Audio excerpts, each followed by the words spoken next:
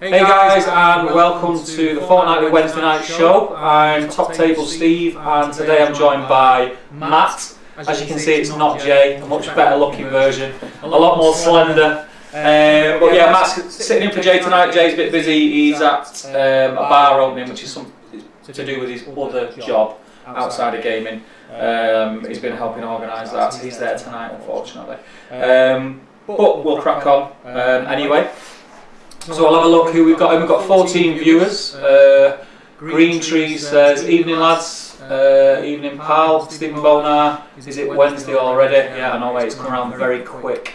And he's also got hashtag Elven Lunchbox. Have you seen that hashtag? No, I need to get it. It's funny. I'm going to try and get through tonight without creating a hashtag. I'm going to try my best. And Glenn has reminded me of another one, hashtag Not Normal Friends. Joris, I'm here. Where's my beer? Exactly, I feel like a beer myself, pal.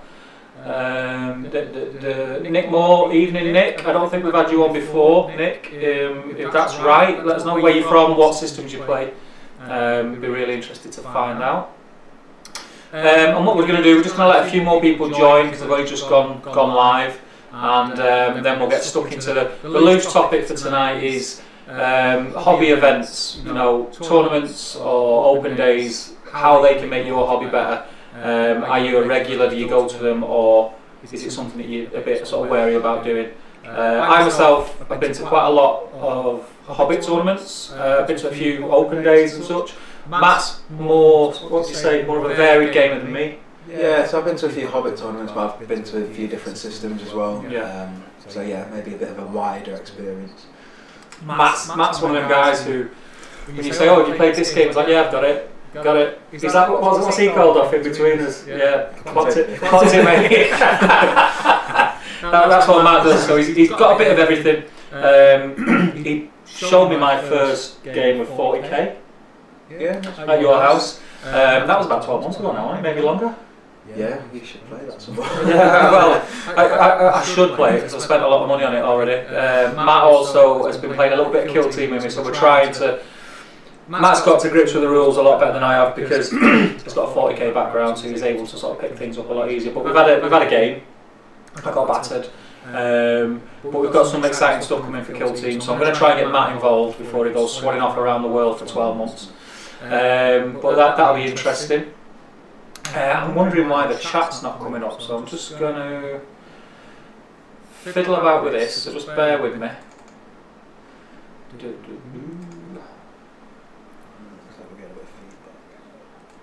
Okay, I'm going to close that. Can everyone just let us know the sound's okay? Can you hear us okay and everything like that? Give us a wave. Nick says, don't play much, more painting terrain, so you make terrain, Nick. That'd be cool. Have you joined the Facebook group, Nick? If you have, get some of your stuff on there. It's echoing. It's echoing. What, bad? Or... Let's turn that off. Let's turn that off. It should be okay. Is your volume on? No, it shouldn't be. No. If you keep your volume off, then we should be alright, I think. I'm just going to work out why the chat's not coming up. Let's have a look. If I do that, and do that. This is interesting viewing for you as well.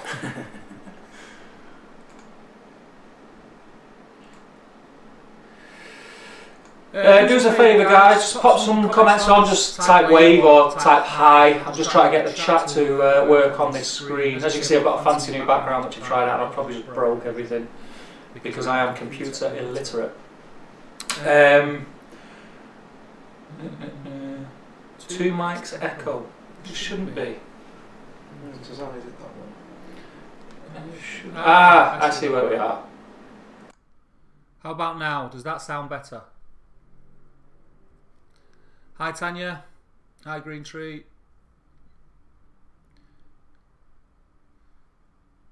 Hi Sam Parker.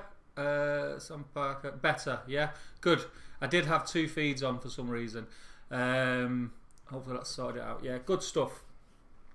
So, any of you guys, I know we have an event coming this weekend here at Element Games, funnily enough. And it's Stockport in Flames, doubles tournament. Is anyone in the chat who's attending that event this weekend? Is it your first event? Are you a seasoned event player? Or, let us know what events you go to, or if you've got anything planned. I know there'll be a lot going to the Middle-earth Throne of Skulls. But I don't think we're all Hobbit players in here, so let us know what events you've attended and why you attend them. I know that I attend them now. I used to go to try and be competitive. Yeah. Then it worked out that I'm not a very good player, and I get beat a lot. So it kind of became a social thing for me, and pretty much everyone in the GBHL who's a regular tournament player, I kind of know on first name terms and chat to from time to time, and I've become pals with, and that's why I go to the events, because I've made friends at them events that I might not see them for 12 months. Yeah, and I think that's it as well. You end up playing a lot of the same people, so it's nice to expand the group that you play with and meet new people. And I think that's the same for me. It's probably the most important reason I go to events, is to meet new people. But I guess it's also useful to play outside of the meta that you usually play in. Particularly out like games like, say, I play a bit of Infinity and stuff like that, and it's very easy to list build against the same lists that you play, because you know how the people you play against play and you know what they bring. Whereas you have to be a bit more open and flexible, so it makes you challenge yourself a little bit more. That's an interesting point, because what I find as well is, like, if you play a certain game, even if you are playing multiple people on a regular basis in your gaming group or in and around where you live, you kind of get used to each other's lists and what they're bringing, and then you go to these events and it opens your eyes a bit, because you start seeing things that you don't normally see. You start getting smashed by things that you didn't expect to get smashed by, and it does sort of broaden your horizons in that sense. For some reason the chat's not coming up on the main page, but you can still see it in the chat, and we can still see your comments over here, so keep them coming. We'll go through a few. We'll skip the bit with the feedback. Stephen Bonar says #Scar and Stirlingshire. I attend as Stirling is the greatest GBHL event of the year. I've said this on numerous occasions, Stephen. You've been around when I've said it. I've heard nothing but good things about the Scar and Stirlingshire, and it is an event I want to get to. You just need to change the weekend that you have it on. Don't have it on Bonfire Night weekend, and I'm there. Other than that, I'm stuck. I have children. I have to do that kind of stuff. So yeah, I can't go if it's on the weekends that you have it. But everyone who's been that I've spoke to about Stirlingshire said it's a good event. Yeah. I really want to get to some events this year. Now that we're here at Element Games, and this is where the studio is, because I come and go quite a lot, I tend to spend quite a lot of time here at weekends, even if I'm just nipping in to drop something off or pick something up or whatever. And there's always something going on here, like always an event for different systems. And that's really made me want to sort of just fan out a bit and dot my eggs about instead of putting them all in one basket and try different systems. So I want to do a kill team event. I want to do a 40k event eventually, because they're just massive. Yeah. And the armies always look cool. Have you ever done a 40k event? No, I haven't actually. That is, they are always huge. They fill. I mean, a lot of the events, like Desolation, Stockport, and stuff like that, fill the hall. But I was quite shocked when I came in one weekend and it was a 40k event. It was absolutely rammed, and there was so many minis on the tables as well. It just looked really cool. So I need to learn how to play 40k, and I need to get to a 40k event. Yeah, well, I think that's one thing I've kind of branched out a little bit this year as well, and I've done some tournaments for systems where I'm relatively new to the game. Yeah. So I might have had a couple of demo games. I've got a force that works for the tournament and just turned up. And if you play 3 games in a day, you pick up the game so quick. And like a lot of these tournaments, people are generally happy to help you along if they know you're a new player. Teach you the ropes. You pick up the game quickly. You meet some new people. You find some people that you can play with more regularly, and yeah, it's a good way in. I know Jay's done the same with AOS. I think. Yeah, Jay plays a lot of games, doesn't he? Yeah, I think he went to Byron's event here at Element last year. Having not really played the game, used an army someone lent to him and told him how to do it. And by the end of the weekend, he knew the game inside out and was hooked. So that's what happened with me with the Hobbit, like. And I think that I learn better that way by playing. I struggled to read a rules book front to back and retain all the information. I've got so much going around in my head. I've got young kids, like I said. I've got my own business. You know, I'm constantly getting mithered on my phone, and it's just hard to take it all in. But if you spend an hour with me playing a game, and I'll pick it up, and that's the easiest way for me to play. So going to an event that you don't really know the rules for, yes, it's quite scary, but by the end of it, you're going to know how to play, or you're going to have at least a decent grasp of how to play. Yeah, and like these days, you can usually find smaller tournaments where you pay a fiver in, a tenner in, for a week, for a day or a weekend, and by the end of it, you know the game as much as you need to play it confidently by yourself. Yeah, that's how I picked up the rules more fluently for the Hobbit, because I knew the basics. You know, I knew about the phases, I knew what you had to do, but it's picking up the rules, that the additional rules that other units have that are not in the core rules and things like that, and you're only going to learn that by playing with them or playing against things like that, and that goes for, I think, most systems, not just Hobbit. So we'll just jump back into the comments. Scott Johnson says, "Hi guys, here till late." Hi Scott, it's good to have you, mate. Is this the first time you've tuned in, Scott? I hope you're both there. I hope both Johnsons are there. Joris says, "I hope to go to Vengeance with Jay and the big Middle Earth event Ardacon, but never go to win. I go for the food and the people." It's the best sort of mindset to have. Vengeance, I think it's sold out. I think so. So if you've got a ticket, well done. And Jay always runs a really good event. Ardacon's always like something to behold. It's probably on the Middle Earth calendar. Ardacon in this country anyway is probably sort of the premium. If you can get to one, and you know, and I run my own tournaments, and I'm saying this: if you can get to one, and you can, you know, it's a little bit more expensive. It's like, you know, if you can sort of financially make it, then it is an event that you want to go to, because there's nothing else like it, and it's always awesome. Yeah, that's what I regret missing. I think it's in Manchester city centre. I live in Manchester city centre, but I think every weekend it's been when I've got something else on, so I've missed the past two. But yeah, it sounds great. I went as a spectator to the last one. I didn't play, and I didn't go on the first day. So I had something on. I can't remember what it was. I had something on. I had family commitments, and I couldn't go on the Friday, was it? And I think I went on the Saturday. I went one of the days anyway, and I planned on sort of nipping in. Spending a couple of hours saying hello to people again. Going back to what I said before about speaking to people daily on Facebook that might live in Canada or America that you don't normally see, and I couldn't not go and say hi, and I went, like I say, with the intention of spending an hour there, and I think it was like 11:30 when I went home. I was there all day, and when you get there, you don't want to leave. It is a really good event, and you know, I highly recommend it. James does a fantastic job. And I know that he's got big things planned for the next one, so if you can get a ticket and you can go, then go. It's well worth it. Stephen Bonar, I've played at an Irish 40k conflict event 10 years ago. It was good fun, but prefer Lord of the Rings. Yeah, I mean, Lord of the Rings always is going to be my number one, because I only got into gaming because of the Lord of the Rings game, because I already like that lore. Yeah, and I think there's kind of almost a preconception that a lot of 40k gamers take it a lot more seriously, whereas the Lord of the Rings crowd tends to be a lot more relaxed, a lot more fun. But I think there's such variety in events these days that you can find the type of gaming that you enjoy at any event, really. I think that is true. I think if I look back over my gaming history with Lord of the Rings, that when I used to first go to events, there was a very small percentage of players who were focused on winning the event. From what I picked up on anyway, and the rest was just like people who were really themey, really like bringing armies that they'd seen on screen or read about in the books.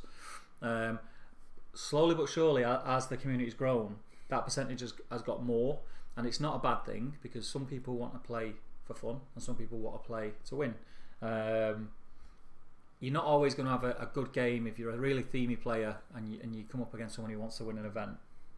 But what I will say, that even them players in this community, and I can only comment on the Lord of the Rings and Hobbit community really, even those sort of players who want to win are still really approachable and really friendly, and no one's there to, you know, not be friendly on the other side of the table. I've heard horror stories about 40k where people won't even speak to each other, you know, unless it's like they're picking at each other or having a bit of a tiff.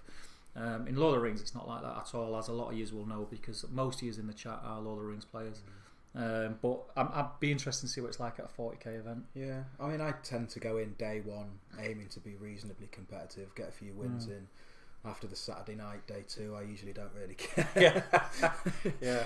Saturday night socials kind of will sort of set the tone for how your Sunday gaming will go.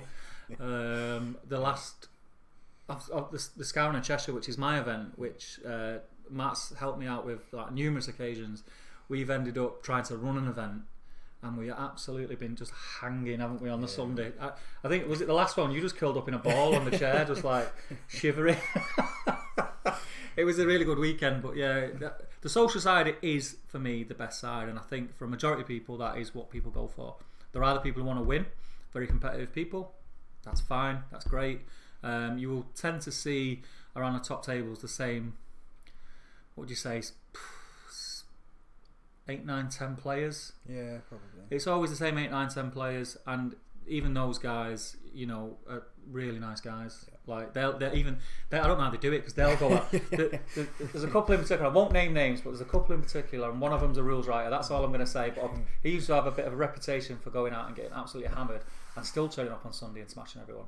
So, you know, I don't know how he does it. I don't know how he does it. I really don't know how he does it. Let's have a look.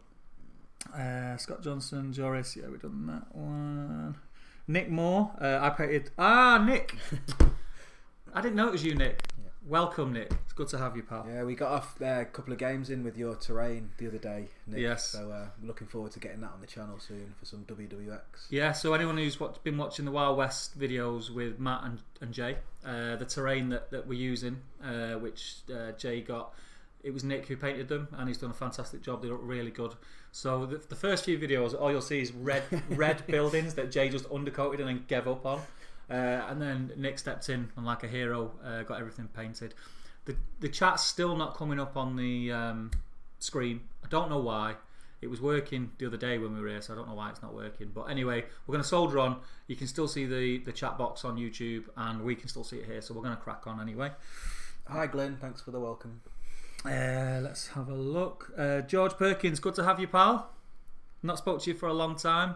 George is a legend, is George. He was around when I first started going to events. You know George Perkins? I don't know. He's really tall lad. Yeah. And he does all the weightlifting, and he does, shot put and all that palaver. He does all that. Awesome bloke. He says, going to my first event in a while in December in Nottingham. It's a good chance to pick up a new army. Yeah, you've been off the scene for a bit, George. Is there a reason for that? Is it just because life's been dead busy, or did you get a bit of burnout? Because I know you were really, really active in the community, for a while, really active. Let us know what the reason was why you took a step back, pal. And I think that's another good reason as well. An event is a good way to force yourself into getting stuff done. So yeah, definitely. I struggle painting, like finding time to paint or making myself paint? Which, yeah, fair play. But I have used an event a couple of times as an excuse to make myself sit down and commit and put that time aside. Yeah. Because often I often have the time. It's just forcing myself to do it in that time rather than doing something else. So yeah. It is a really good motivation. I kind of said to myself probably about 18 months ago, 2 years ago, and I've not been to half the events that I wanted to go, but I kind of said to myself, every event that I go to, I'm going to bring a different army, which some people don't do. Some people will pick an army and they'll sort of hone it and master it, but I've got so many minis, and especially now doing the channel, I need to get so much stuff painted. It's a good excuse. If I do a different force for any event that I go to, it means I'm going to paint it. Yeah. Yes, I also have core forces of most of the different factions in Middle Earth, so I might bring Gondor to 2 events, but it'll be 2 different lists. So I'll paint more and add it to the list, if that makes sense. But yeah, it is good motivation. Scott says, Lord of the Rings events are awesome. Yes, they are. Even if you find yourself on the top tables, you learn loads. You find your level pretty quickly. Being happy to bring Harry to events speaks volumes for the community. Yeah, so anyone who doesn't know, Scott comes to a lot of events, and he's been to, have you been to every one of my events, Scott? I think you have. Scott brings his lad, Harry, who is an awesome little player, to be fair. He upsets a lot of people, does Harry. He smashes a lot of people. But I mean, that's awesome to see. You know, father and son going to events. You can't put a price on that. I don't think. I always tried to do things with my lad. You know, I tried to get him into football. I tried taking him to the match. He had no interest in football. He was into gaming. It was my son who got me into playing games. So I thought, this is great. Something we can do together. Lasted for about 12 months, and then he got a girlfriend and left me with a load of toys and paint. You know, he grew up and I just stayed painting toy soldiers. But yeah, it is really good, and it is a good sign that Scott, you know, brings his lad, and he's more than happy to bring his lad because he knows that the community is really accepting and really friendly. Yeah, really friendly, like family friendly, really. And it's nice to see that healthy competition between father and son as well. Yeah. I think Harry's the better player. I definitely think Harry's the better player, Scott. Let's have a look. Sam Parker got tickets for Destination of Stockport next year. Good man. First tournament for any system ever. As long as I don't come dead last, then happy days. Sam, I'll tell you something now. Most of the time at most of the events, and I always try to make sure at mine, and I know there's always a decent prize at the Stockport events as well for last place. The wooden spoon prizes are always pretty decent, so I wouldn't be too worried about if you do come last. But somebody's got to come last. Yeah, somebody's got to come last. It's the nature of a tournament, and I wouldn't put too much thought into it. Do you remember the days when? He won't mind me saying it because he's quite proud of it. Thomas Macklin is a legend of a man, and every event he used to go to for a certain amount of time, he'd get. I think sometimes he started to play for the wooden spoon. He'd start writing lists so that, you know, he didn't want to win. You're still going to have an amazing time, mate. And Stockport is a good event, a really good event. It's loads of friendly people and loads of us, like Manchester lot, are up here. You'll have seen James, Jamie, Harry on the GBHL, myself, Jay, Matt, if he's not, where are you going? No, I don't know. Where Colombia or something. If he's not there, he'll probably pipe in. But yeah, you'll have a really good event, mate. It's well worth it. Don't worry about where you come. Really, don't worry about that side of it. Just enjoy it. Joris says, yeah, true. I did my first Middle Earth event recently. I just love the people I played against. Also planned on buying all the armies I played against, but that's okay.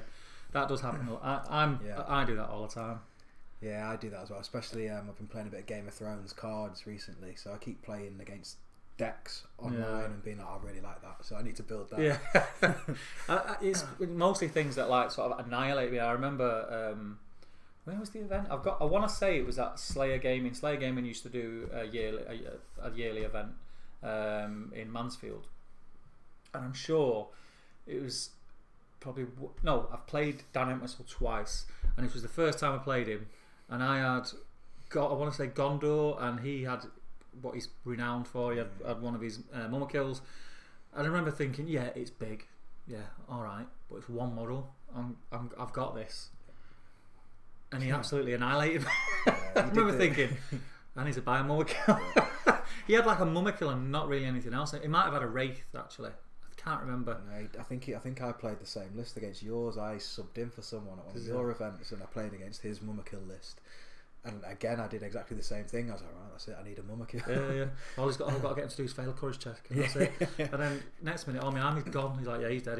He had poison stones. Yeah. I was like, I didn't even know they were a thing. He was like, yeah, they're a thing. I was like, oh, great, yeah. But yeah, I do that all the time. Where are we up to? Yeah, there we go. Oh, Scott. Missed the first scouring, but won't miss another. Good man. It's always good to have you. You and Harry are like, I really enjoy seeing you guys there. And like you say, you've been supporting me. And the last, apart from the first one, everyone that's been on, you've supported for it. And I really do appreciate that. So it's going to be good. Joe Holzman. Hey, Joe. How you doing, pal?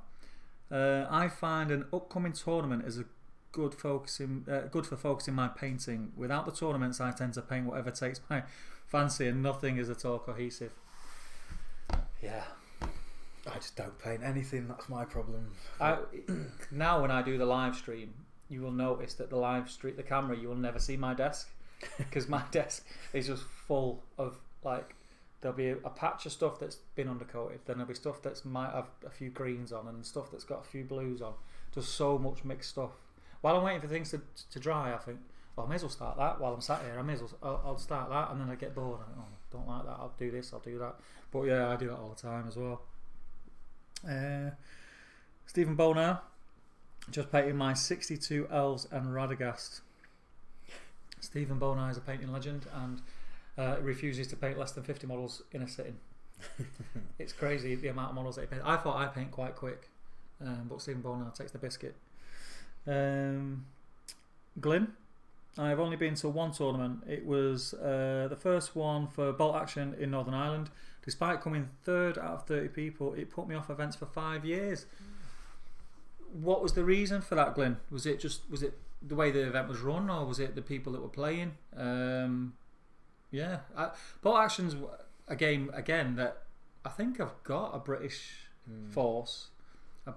Impulse bought it on eBay because I really like World War II. Like I'm quite into my history, and it was a game that I seen play, a skirmish game, and I thought it looks cool. You know, you've got the World War II tanks, you've got all like I'm into like getting all the SAS and stuff like that.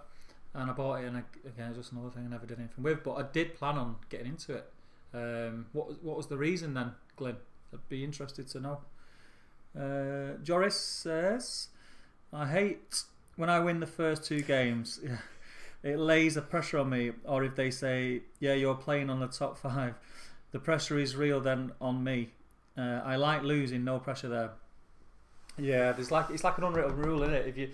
If you lose your first game.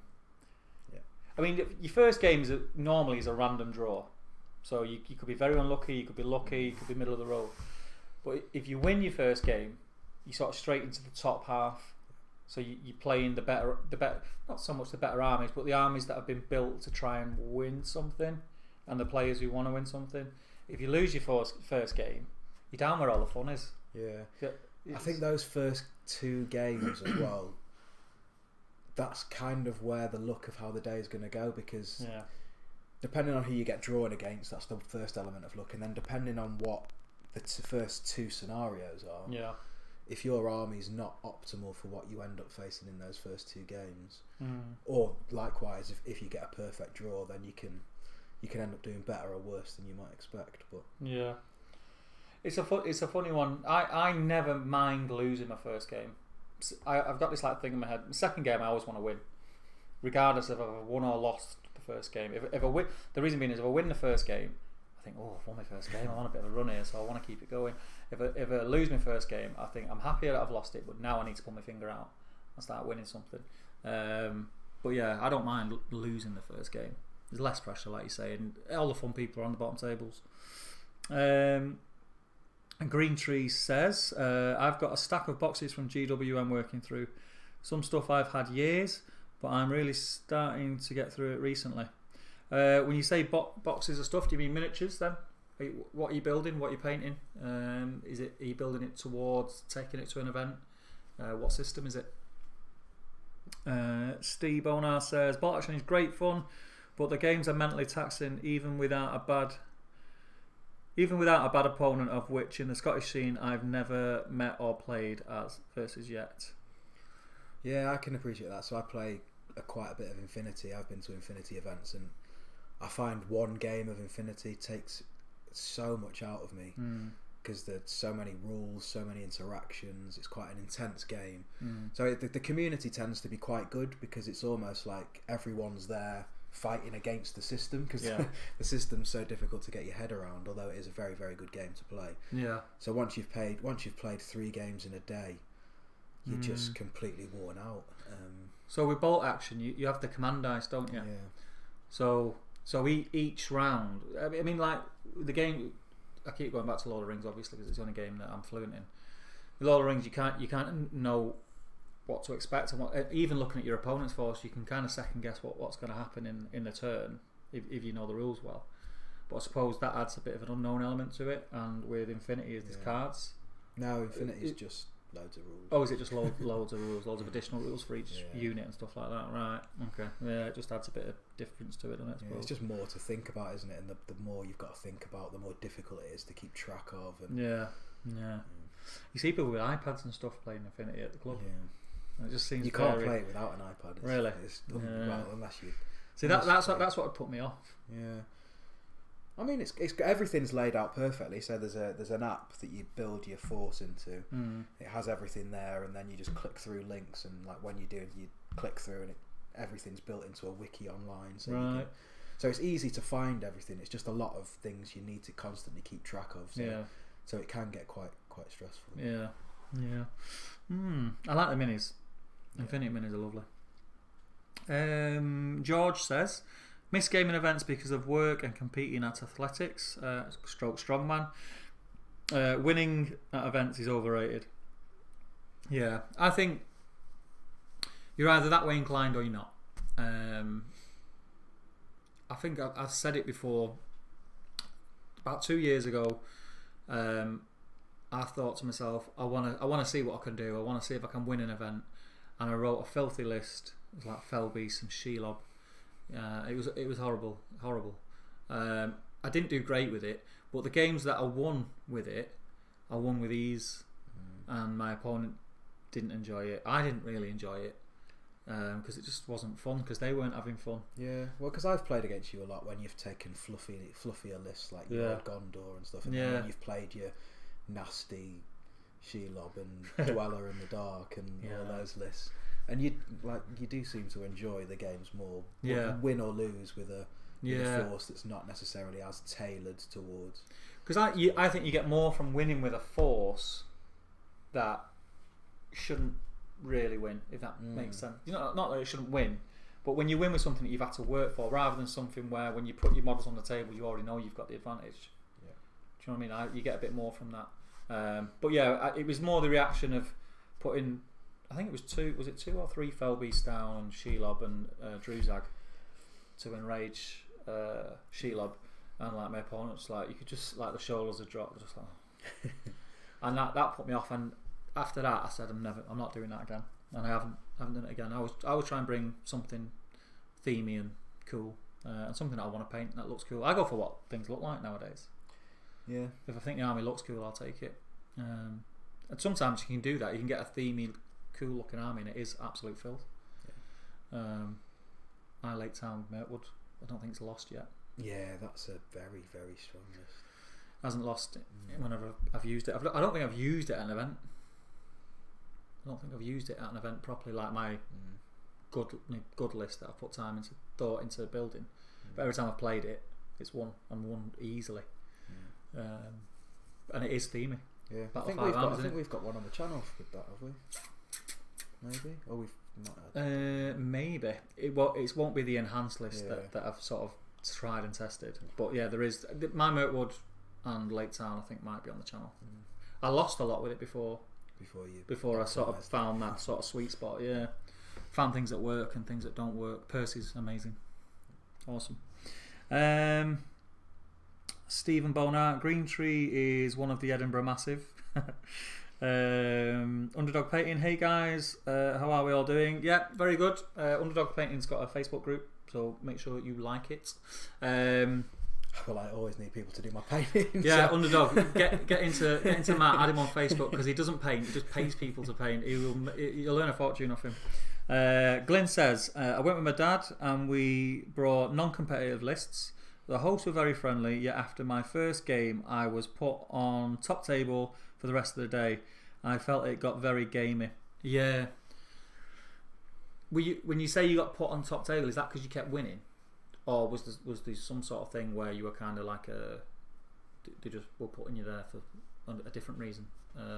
This goes back to what we were saying about losing your first couple of games, and it can set because if you lose your first game, it's highly unlikely you're going to win the event. You can, obviously you can, but it's unlikely. Most, I think, on Hobbit events, I think most players who win events win every game. Yeah. Yeah, it usually whittles down, doesn't it? So even if you go with the intention of thinking, oh well, I'm going to see how I can do. If you lose that first game, that sort of takes that aspect away, and you can think, right, I can just enjoy it now.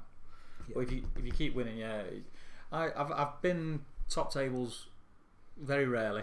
Probably 2 that I can think of, 2 tournaments that I went to off the top of my head, and it is stressful. Yeah. Because you think to yourself, I'm not going to let it get to my head. I'm not going to get worried. Excuse me. But you can't help it. It does, because your opponent's in that mindset. There's not really the banter going backwards and forwards. Everything's quite serious. Yeah. Even though it's still friendly, I'm not saying it's like 40k stuff, but it's very serious because it means a lot. And maybe that's why you had a bad experience. Maybe the people on the lower table had a better experience. I don't know. But the fact that it put you off tournaments for 5 years, it must have been pretty bad. So, I feel for you with that, mate. But don't let that put you off events in the future, especially. I know you're getting into your Lord of the Rings stuff. Don't let it put you off Lord of the Rings events. You'll be pleasantly surprised, I think. Yeah, so I came second in my last 2 events, non-Lord of the Rings, that I went to. But that never kind of felt like that, because they were smaller events. So I think one of them was 12 and the other one was 16 people, so not big events. And they were both sort of,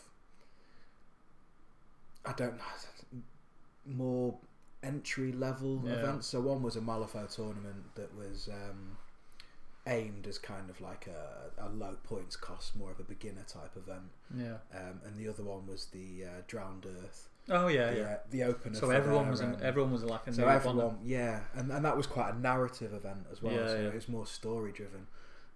So they never felt, even though I was towards the more competitive side of the group, they never felt that way, because everyone was more in it together. And trying to learn. Probably like you say, we're learning on the fly. Kind of thing. So I would say, don't let one bad experience. No, because not all gamers are like that. If all gamers were like that, then gaming would die in its arse, basically, because no one would want to play it. I can't recommend events strongly enough, especially for Lord of the Rings. And I've never seen I say I walk through the hall every week and there's different events on here. I've never seen like any issues, like people are like laughing, joking. But I mean, the top tables are a bit more serious, but generally like people are having a lot of fun. So don't let that put you off. And try and get over to Manchester.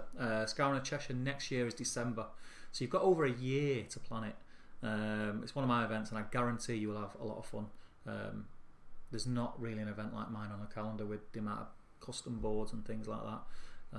So it is more aimed towards fun. Yeah, and I think because although it has become quite competitive actually.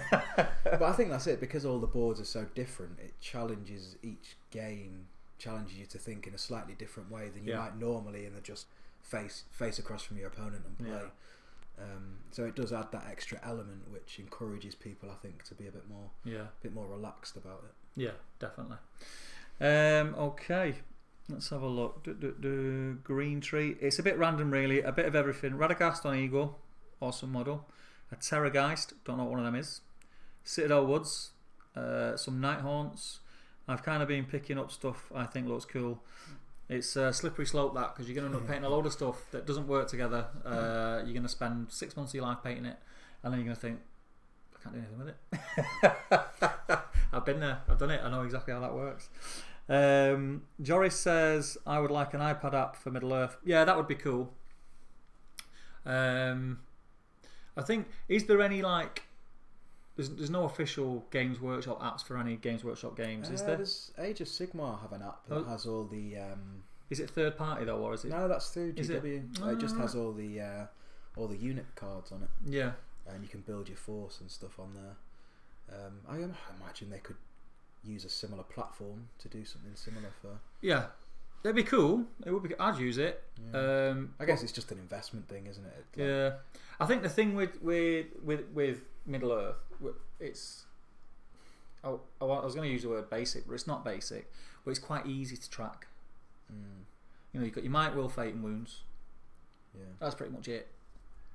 Yeah, but then if it's easy to track, it's easy to track on an app. Yeah. You'll never beat paper and pad though, will you? No. No. Because with an app, you got to fiddle about with it. I'm computer illiterate, so I'd do it on a bit of a scrap paper. But yeah, it'd be nice if it was. Someone will do one. I think someone did one actually on Android apps. Yeah. Matthew Wielding. I want to say Matthew Wielding made one for an Android app. So if you want to search Matthew Wielding in the GBHL group and pop him a PM, I'm sure he'll point you in the right direction. If you've got an Android phone, that is, or an Android pad. you'd be able to do it. But I think he did one which was like a Might, Will, Fate, Wounds tracker for Middle Earth. It looked alright. I'm on like Apple stuff, so I couldn't use it. Glyn says, also got rules lawyered by 2 opponents who tried to win at all costs. Felt frustrated as I went up to expand hobby ties and talk to opponents. Yeah. That's going to ruin anyone's day. Unfortunately, you do get people like that, and it's not just in gaming; it's in all walks of life and anything you do in life. You meet idiots wherever you go. So you're going to meet idiots doing this game. You're going to meet idiots at work. You're going to bump into idiots in the street. You're going to go to the pub. You're going to see idiots. There's idiots in the world. You just got to learn to kind of just deal with them and just ignore them. Basically, that's best advice that I can give. Just don't let it sort of tarnish your experience. I know it's hard, but you're not going to see them at every event you go to. Plus, there's nothing more satisfying than getting rules lawyered by someone, letting them have in their own way, and then just beating them anyway. Yeah. So if you can pull that off. Joris says, I think we need both kinds of players, the competitive as well as the chilly man players who don't need to win. Yes, that's what makes the community of Lord of the Rings. I keep saying Lord of the Rings, but again, I will keep referencing Lord of the Rings because it's my main primary system and it's what I play most. But that's what makes the community what it is. The fact that it has got both, so it kind of tailors to whatever. So new people coming in, whether you might be going in it for the themey side, you might be going in it for the competitive side. There's people there that are on the same page as you are, and they're not douches about it. That's just how they play. Yeah, and even if you are a more casual player, coming up against those more competitive players every now and again is great. Helps you improve as you play in. Yeah, it's a sharp learning curve when you play a really good player. I've played Ed Ball numerous occasions, and some of them have been quite sort of touchy and serious, but I've enjoyed every single game because Ed Ball is an absolute star for a start. But I've learned so much through playing him, and I can remember the first game that I played him, and the game, I'm not lying, the game lasted about 7 minutes. It was an hour and 40. It lasted about 7 minutes. It was that one. Do you remember when you start with your leader in the middle? Yeah. And then the rest of your army's got to save him. It's like you have. I can't remember what it's called. Your leader's in the middle anyway, and then he's around a bit. He had his fell piece, and my leader was Faramir on horse. So you know how that went. The game lasted like 7 minutes, and it was game over. But yeah, Ed's a great guy, and you'll learn a lot from playing the more experienced players, which is cool. Let's have a look. Oh, it's a Glyn. I was top of the leaderboard, scoring 960 out of 1,000 VPs after game 1. So you were doing well. That's probably why they were being gamey. They were probably intimidated and thought that you were going to beat them. And you said you went with your dad. Was it a few years ago? Were you quite young? I think people get intimidated by good young players as well. So they just don't want to get beat by a kid or someone younger than them. So that might make him a big. And there might have just been 2 douches that were there. It's just sod's law that you played them both. Joris says, I love the 3 days before lists need to be in. That's the moment when I'm learning the army I'm playing because I don't want to be trampled over. So I make a list that works, and I'm assuming that says figure stuff out. I get really agitated building lists for tournaments, and I start second guessing myself all the time. So even though I do sort of generally pick themey armies, like I said, I want to pick a themey army, but at the same time I don't want an army that's not going to do anything. That someone's just going to be able to batter. I want to give someone a good game. And I just, when I'm writing lists, I'll write a list. I'll have it in my head, but I'll think, that's what I'm bringing. And then I'll work it out, I'll get it down, work out the points, get in what I can get in, and I think, it's no good that. It's no good that. I need to change that. I need that in it. I need that in it. How do I get all this in it? And then you get all the big things in it, and then you've not got enough numbers, and it's just like...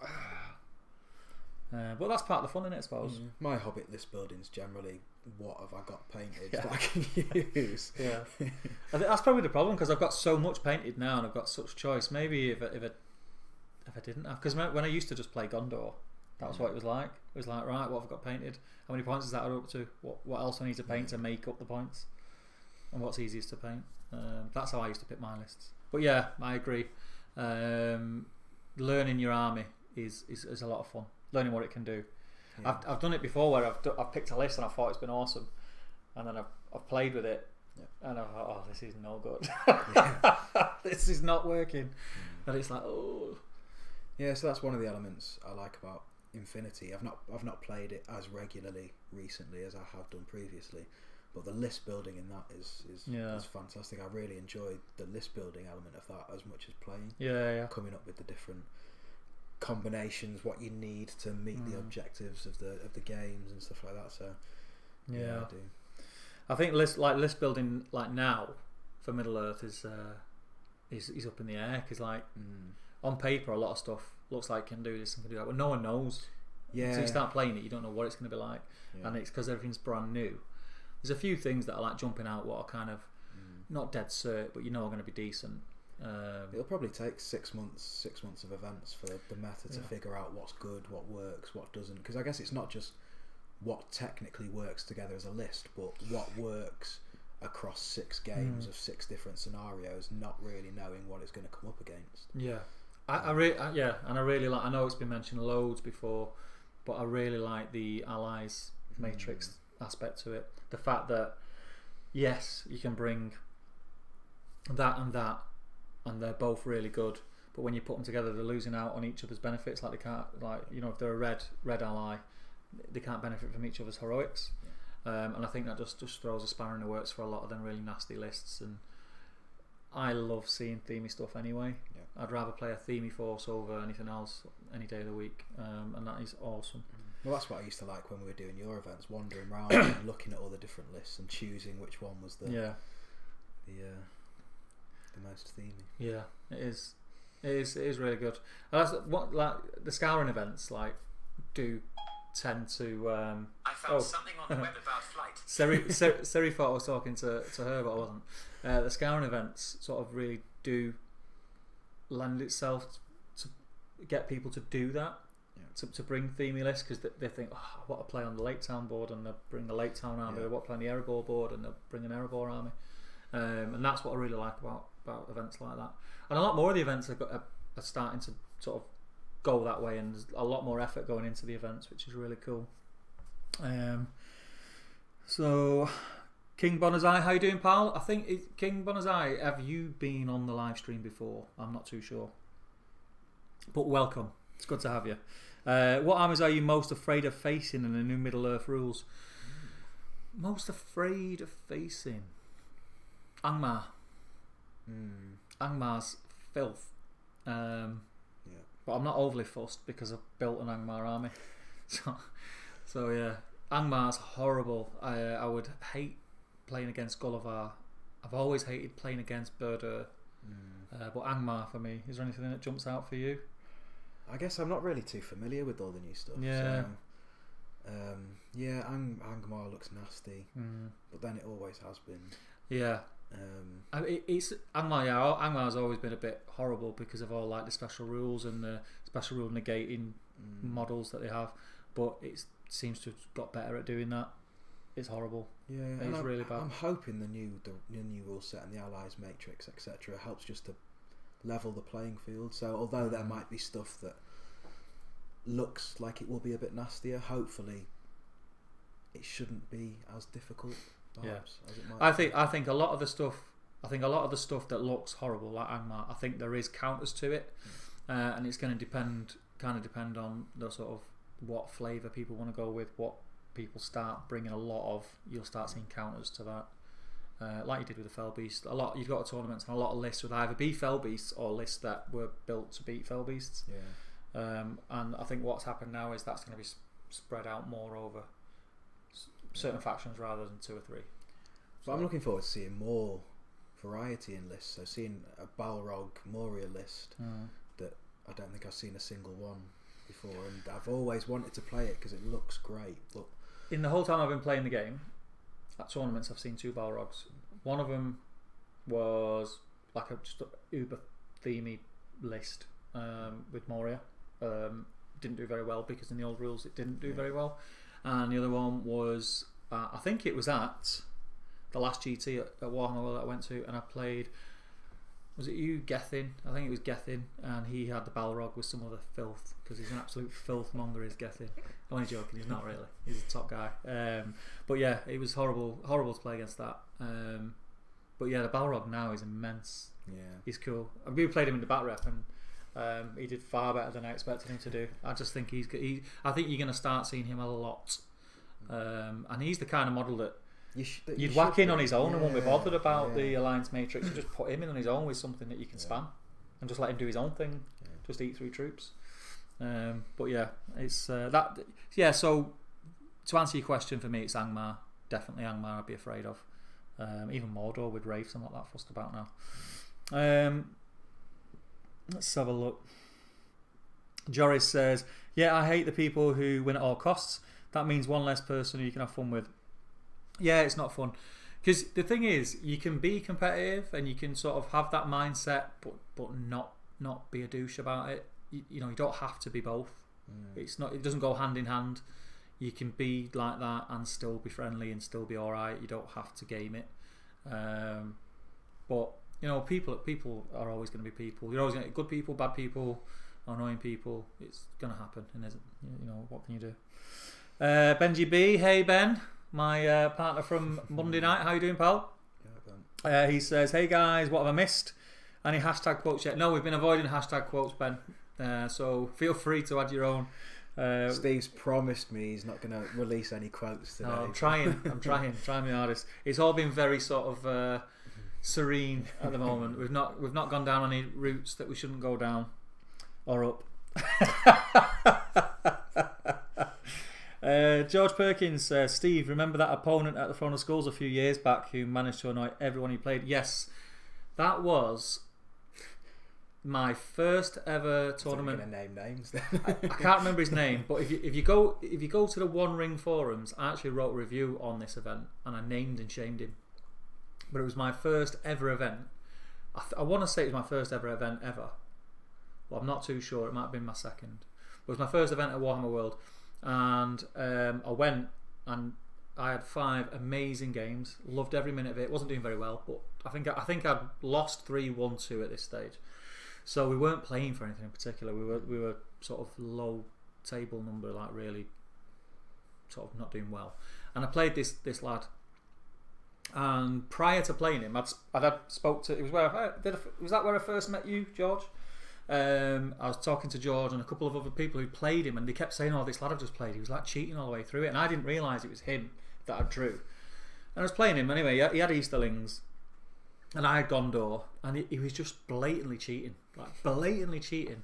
But I was really wet behind the ears. It was my first event. I was more concentrating on getting rules right. I knew how my army works. I didn't know the special rules for anyone else's army. So he was saying, "Oh yeah, he gets to re-roll this, and he gets this might point for free," and you know, I was just like, yeah, okay. And he was like rolling his dice behind the terrain and going, "Oh yeah, I got 6," without me seeing it, stuff like that. And it was only towards the end I started to think, nah, something's not right here. And I think it was Georgie who come up to me at the end and he went, that was him I played. How did he go? And I went, "You kidding me, aren't you?" That was him.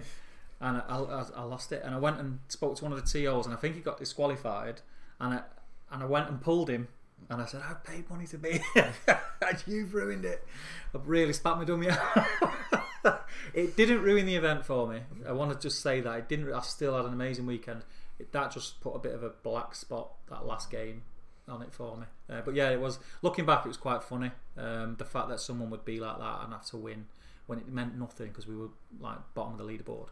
He's crazy. And I guess it's bad luck it was the last game. If it had been earlier in the first day or something, you probably would have forgotten about it by the end. But because it was the last game. It was the last game. It's like your last memory of the weekend. Yeah, that's true.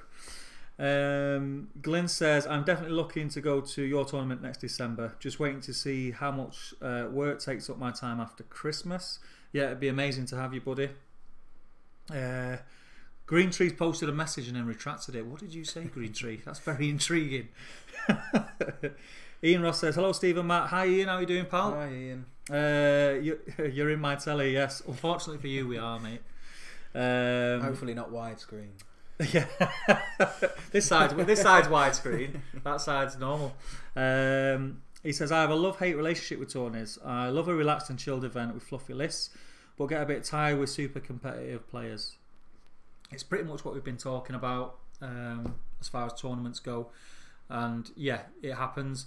And I think it's one of them where, like we were saying at the beginning, if you lose your first game, I think that sets the tone for a pretty decent weekend. The rest of your weekend's going to be alright, because you're going to be sort of gunning it out with the same people in the same mindset who have not gone with them beardy lists and have maybe lost their game also. But then you can sort of rock it back up then. Yeah, and then you get it in your head that you're going to submarine it. And you're like, no. Yeah. So a couple, throw a couple of draws into your results, and you're laughing. But yeah, I know what you mean. So Ian ran a great Infinity event that I went right. to. So Ian loves his terrain as well, like Steve. So it's similar to your scouring event. So the terrain set up at his event was incredible, and again it was slightly more laid back event. So, yeah, hopefully he's going to run another one soon. You have to get down here, Ian, and it'd be fun to get some Infinity stuff on the channel, and he'll play you. Bring some of your terrain, Matt will play you, I'll film it. Happy days. You can sort of scream to the world, tell us all what Infinity is all about. Where are we? Probably because I usually use.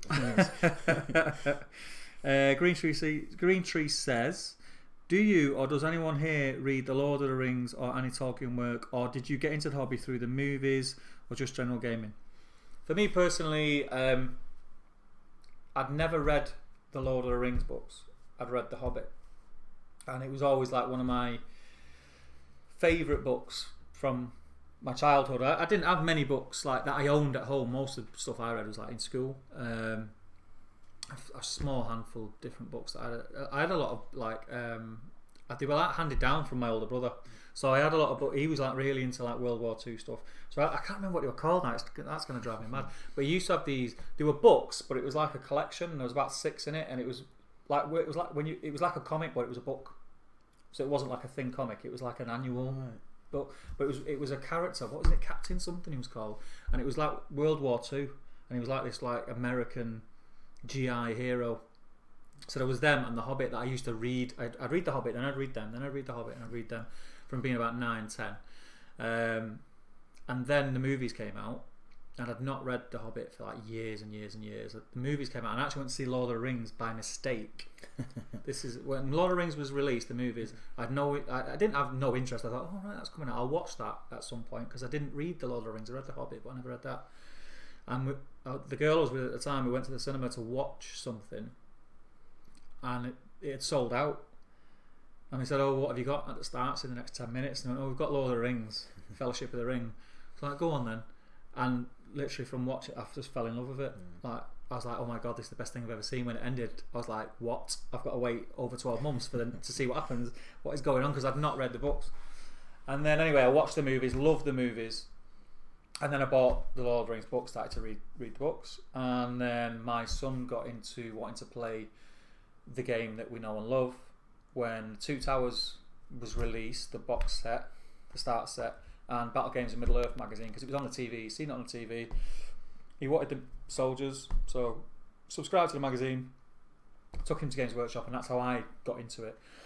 But yeah, so other than that, since then I've started to buy. I've got pretty much everything from Tolkien's back catalogue. I've not read it all. I've touched on it. I started to read the Silmarillion last year. Found it a difficult read, if I'm honest. I found it a very difficult read, and I put it down. I think because I put it down, I've not been back to it. I'd have to start again. Yeah. What about you? Yeah, so I was books first. So read The Hobbit first. The Lord of the Rings trilogy was probably amongst my favourite books growing up. And then, so when the films came out, really excited. I think I saw The Fellowship 3 times on the first day it came out. And then that was kind of around the same time I was getting into gaming. So I think a couple of years before, I'd started getting into a little bit of 40k. So when the Fellowship box then dropped into GW, I was obviously really excited, got really into it. So I got the Fellowship box, got the Two Towers box. I think I must have got the Return of the King box, and then kind of around that time then was the time we all drift away for a few years. And then when I got back into gaming again, found a load of old stuff in a box, found a good community that were welcoming and enjoyable to play with, and got stuck back in. And here he is now, live streaming, talking about it. So we did have an interest in the books prior. Matt more so than myself. I'd not read the Lord of the Rings until after I'd seen the movies, but I'd read The Hobbit as a youngster. Where are we? How about you, Green Tree? What's your backstory with it? Glenn says, I was 20 at the time and won all my games. Happy that the winner was friendly. Out of the 6th and 4th place players ganged up on me in the final game over 2 or 3 questionable calls. Dad was miffed. Yeah. Again, mate, just put it to the back of your mind and crack on.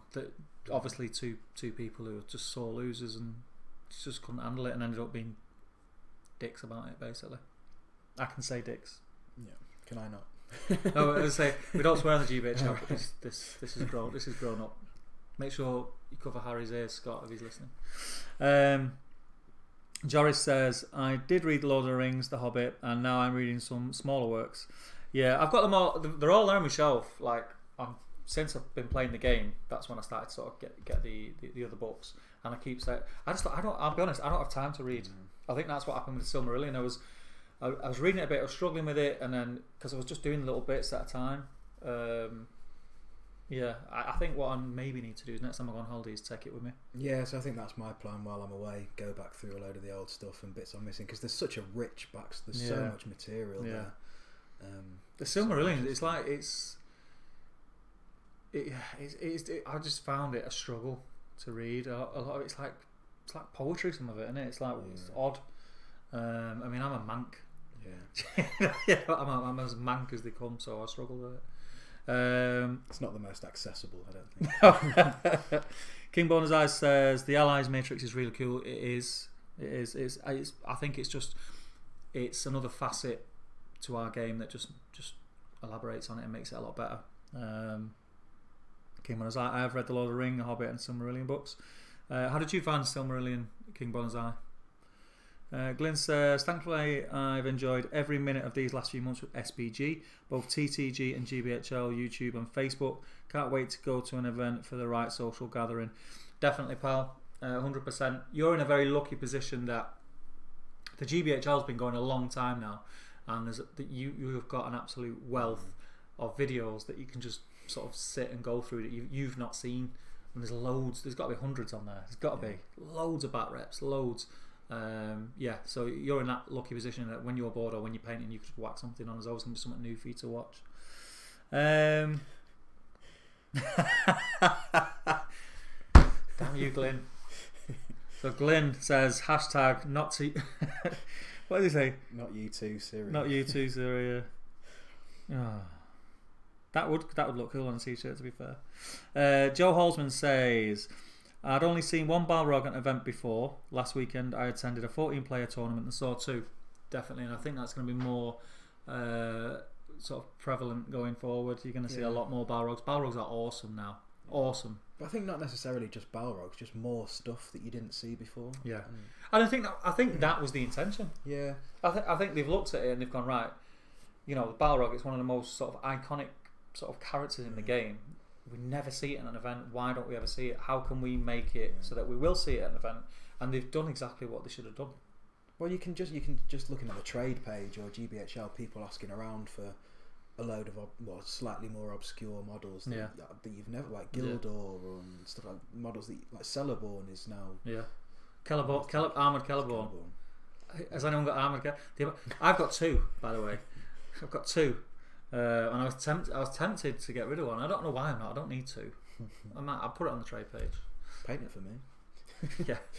yeah.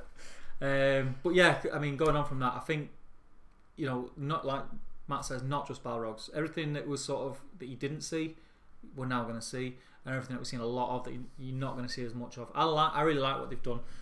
You know, the Royal Guard thing, Rohan Royal Guard. Yeah. I don't think they're as good as everyone is screaming from the rooftops. They're good, they're very good, but I just don't think they're like game breaking good. Like everyone's going mad saying they're going to win tournaments. I don't think they are. I think they're very good. I'm not sure how a full army of them would fare. I don't think I'd bring a full army of them. It's not. You shouldn't see a full army of them, really, should you? They're a Royal Guard. They're an elite. Yeah. A warband at most. Yeah. I'd probably do Theoden with a warband. Theoden with like 10 or 12 maximum. But I think my list, what I've got, I think I've got 8 in it. Theoden with 8, and then it's just like riders, Gamling, because Gamling is awesome. Yeah. Gamling is awesome. The amount of free might that he can hand out for his cost is silly. But that's the thing, again, Gamling's another one. You've never seen Gamling. No. And now, for me, Gamling, you'd be daft not to take him in a Rohan list, I think. But we'll see. We'll see how it pans out. Joris says, yeah, I want a Balrog. I need it. I want it. It's my precious. Yeah, get one. They're really good. And if you've not seen the Bat Rep, why have you not seen the Bat Rep? Go and watch the Bat Rep and you'll understand why I'm saying go and get a Balrog. Scott Johnson says, thanks guys, gotta go, but we'll catch up with the rest tomorrow. See you soon. Yep, take care, Scott. It was a pleasure having you, pal, and hopefully see you again very, very soon. Joris says hashtag Elven ... George S. Perkins says, think it was the first event we met. Night out was great. Yes, I thought it was the first event. That was, yeah, we ended up in Rock City, didn't we? Was it that event? We ended up in Rock City. It was a really good night, that, actually. It was really fun. It says it all, that. Yeah, it does say it all. Oh, Glyn, you keep finding him. Hashtag you're in my telly. What is it? Get in my telly.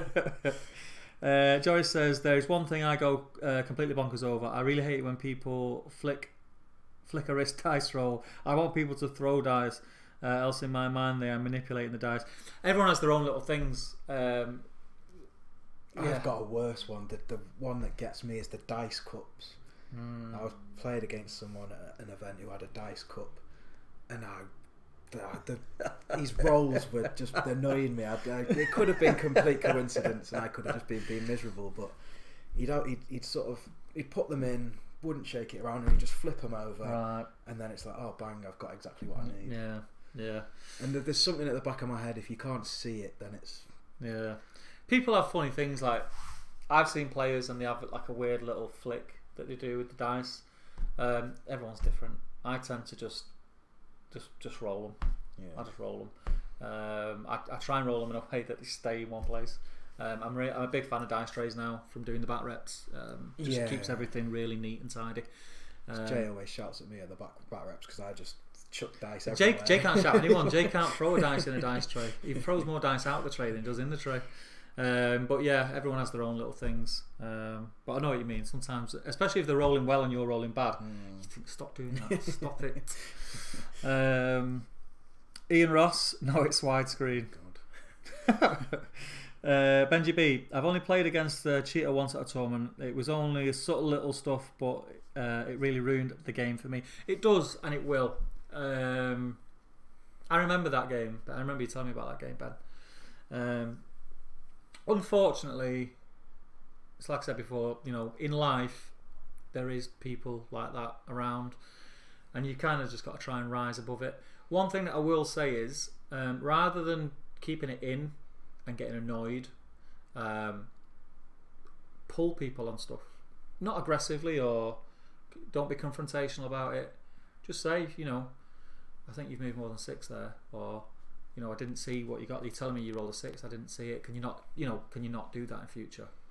Yeah, possibly not the right way to go. I just zone out on them games and just like in my head I've mentally given up. And you're just going through the motions. Yeah, and then I've been there myself. I write off the game. Yeah, and just move on. I think I've done the same, but I think the best, if I had to give anyone advice, it would be sort of nip it in the bud. Nip it in the bud. It's an awkward thing to have to say. Yeah. Because, but realistically, you shouldn't feel weird about saying it because you're not the one doing it. And if they're that kind of person anyway, it's not like you're going to be best friends after. So just say it. Just say, do you mind? You know, if I can see the dice before you pick them up next time, do you mind making sure that you move the 6 inches or whatever? Or the main one for me was when people go, oh, I think you can fit through there, and then push 2 models out of the way. And you're like, hey, come on, because you can't then go back and say, well, he was there and he was there. Oh, he would have fit through. I just nudged him by mistake. You know, it happens. You just got to sort of make the best of it. And I think it's trying to judge as well. Some people don't do it on purpose or maliciously. Yeah, you will get people who will do things like Matt said, and it's not a malicious thing. You've got to make a judgment call on it, really. But one thing that I would do is definitely say if it's annoying you to the point where you can feel yourself like boiling, just say something. It shouldn't ruin your game. So if it's getting to a point where it's ruining your game, then you've got to call them on it because you like. Just call them on it. Sometimes it's an awkward, like I say, it's an awkward thing to have to do. But if you do it, in a way, it'll kind of embarrass them, and they won't do it. Hopefully, won't do it again. You know, some people will just be persistent with it, but you just got to play it by ear. Glyn says, I read all the Tolkien books on Arda and Middle Earth. He was aiming that at Green Tree. Ian Ross says, play Infinity on the channel against Matt. Just as long as your viewers would enjoy watching me be completely humiliated, he always spanks me. I think the viewers would like to see Infinity because it's a gorgeous looking game just to look at alone. Like the miniatures are gorgeous, and Matt's speaking very highly of your terrain, and from the pictures that I've seen on the Altrincham Gaming Group, it's going to look awesome on camera. So Plus, you've been playing a lot more than me recently, and so I'm fairly sure you'd hold your own. Yeah, let's do it. Let's make it happen. It'd be a lot of fun. You can come down to Element Games and we'll set a table up and film it. Very good. Where are we up to? Ben says read the books as a kid, loved the films, and then started wargaming. Yeah, sort of similar to myself. Yeah. King Bonner says I saw the movies after I read each book. That's an interesting way to do it. Yeah. Green Tree says I read Fellowship just before the first movie came out, and I've been in love with anything Lord of the Rings since. Yeah, I think like the Lord of the Rings films were kind of a massive gift, really, because they created Middle Earth as we know it. Like when I read The Hobbit as a kid, I had a vision in my head of what Middle Earth looked like, what the Misty Mountain looked like. Now, obviously, we all just associate with the images that we've seen in the movies, and that's what we'll go to. I mean, this new Amazon series that's coming out, that could turn everything on its head. Yeah. But I quite like the imagery that Weta and Peter Jackson have created, and that's sort of what I see in my head every time I think about it. Well, Peter Jackson was a massive fan, wasn't he? So it's basically his fan service to the books. Yeah. So, yeah. It was amazing. It wasn't. I mean, he's directing on. He's got some producer credits on the Amazon series, maybe. Has he? I think so. I heard rumours that he was involved in some way, shape, or form, but then I also read that he wasn't because he had other commitments. So I'm not too sure. I know. All the characters are going to be new actors. Yeah. It's gonna be weird if they don't have Ian McKellen as Gandalf for me. Yeah, I don't think they can. I don't know. I'd obviously love it. If they did, it would make my year. Yeah. I'd just be like, get in. Yeah. That's because they either will because they'll want to sort of please all the existing fan base, which is massive anyway. So that would be a good thing, or they won't because they want to just sort of give it a whole new look, which could alienate a lot of people. People are weird, aren't they? It's like which do you prefer, Lord of the Rings or Hobbit movies? And you get people who like really sort of get angry about it, and it's like, well, I like both. For different reasons. Yeah, I like both for different reasons. People are like, the Hobbit movies, like they ruined them. They were terrible. Well, I'd rather have them than not have them. Yeah. Do you know what I mean? Anyway, it'd just be interesting to see another take on the universe. I'm just glad when I get more stuff. material, Yeah, more stuff that's sort of based in Middle Earth. So I'm all for it. Where are we up to?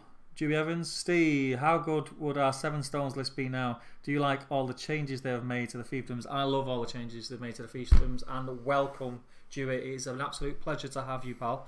Dewey was my partner, obviously, at Seven Stones. My roommate. We shared a bed, didn't we? Hashtag Elven Lunchbox. No, I think our list would be awesome now. Imrahil. We had Imrahil, Forlong, Angbor. Yeah, it'd be awesome. Really good. Give it a try. Why don't you? Because we're all your models anyway. Try it out and play someone at your gaming clubs. You play quite regular, don't you? And let us know how you get on with it. That'd be interesting. But I think it would smash things up. I'm really interested in a Gondor Fiefdoms alliance with Boromir with his flaggy pole, because he boosts fiefdoms as well because they've got the Gondor keyword. So I think, is it Men at Arms go to fight 5 with that? The fight, because they get a boost from one of the other heroes and they get the boost from the flag, so they go to fight 5, I think. I don't think I'm wrong there. Let me know, Dewey, because obviously you'll have the book in front. I've got the book there, but I can't bother reading it. King Bonazai says, I think the best way to read the Silmarillion is to read it front and go back to your favourite stories. Yeah, I think maybe I just wasn't in. I think for a book like that, for me anyway, I've got to be in the right mindset to read it. And I think when I decided to read it, I just wanted to read it so that I could say that not boast about it, but just so, because I'd like heard people talk, oh, in the Silmarillion this and in the Silmarillion, and I was like, I don't know what you're talking about because I've not read it. And it was like, right, I need to read it so I can get that information. But then, so I wasn't really in the right mindset to read it, and like I said, it was a difficult read. So maybe I should just sit down and just like smash through it.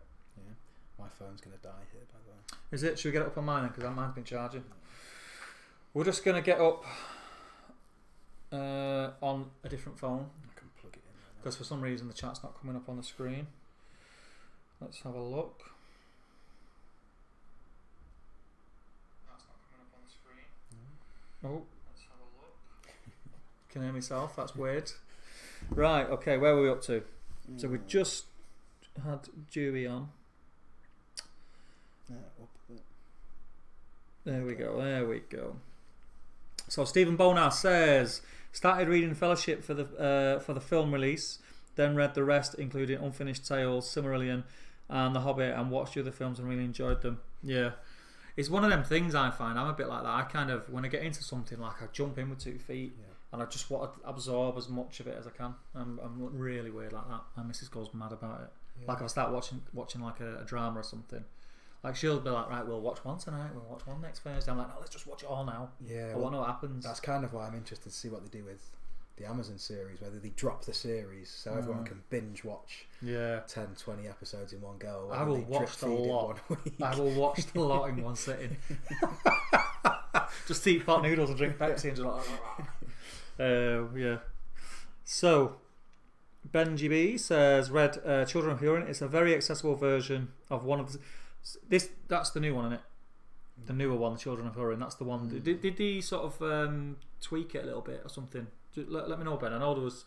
I've got it. I bought it. I got it off Amazon when it was released, but I've not read it. So is Children of Hurin then? Is that part of? I've already got that in Silmarillion then. I think it's one of the stories. Don't know if it's been expanded on. Right. Let me know about that because I'd be interested to know about that. Because that'd probably be an easier way of doing it, wouldn't it? Like read it story by story. Yeah. King Bonazai says Silmarillion is my favourite book ever. I'm jealous that you understand it and I didn't. That might be the way to go. I've yet to try the Silmarillion, but I do have the audio book read by Christopher Lee on my iPad. Maybe that would be the easier way to get through it. Yeah, maybe. Yeah. I could listen to his voice for days as well. Yeah. I've listened.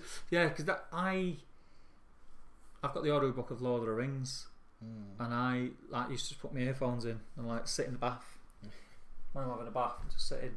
And then just keep topping hot water up because I've been in the bath for about 3 hours. But yeah, I've listened to the audiobook of Lord of the Rings. That was quite easy to listen to. David Murphy, Hey Dave, it's good to have you, pal. Dave's one of the Irish lads. Yeah, I know Dave. Oh, you know Dave, yeah. Everyone knows Dave. Alright, Steve, hello from the Emerald Isle. Yep. Jez says, evening folks, evening Jez. Children of Hurrin is amazing. I'm going to have to start reading it now, aren't I? Tournaments are, this is what Dave Murphy says, tournaments are great for any hobbyist. They're a way to get some games in, motivate you to paint models, and most important of all, have a lot of the crack.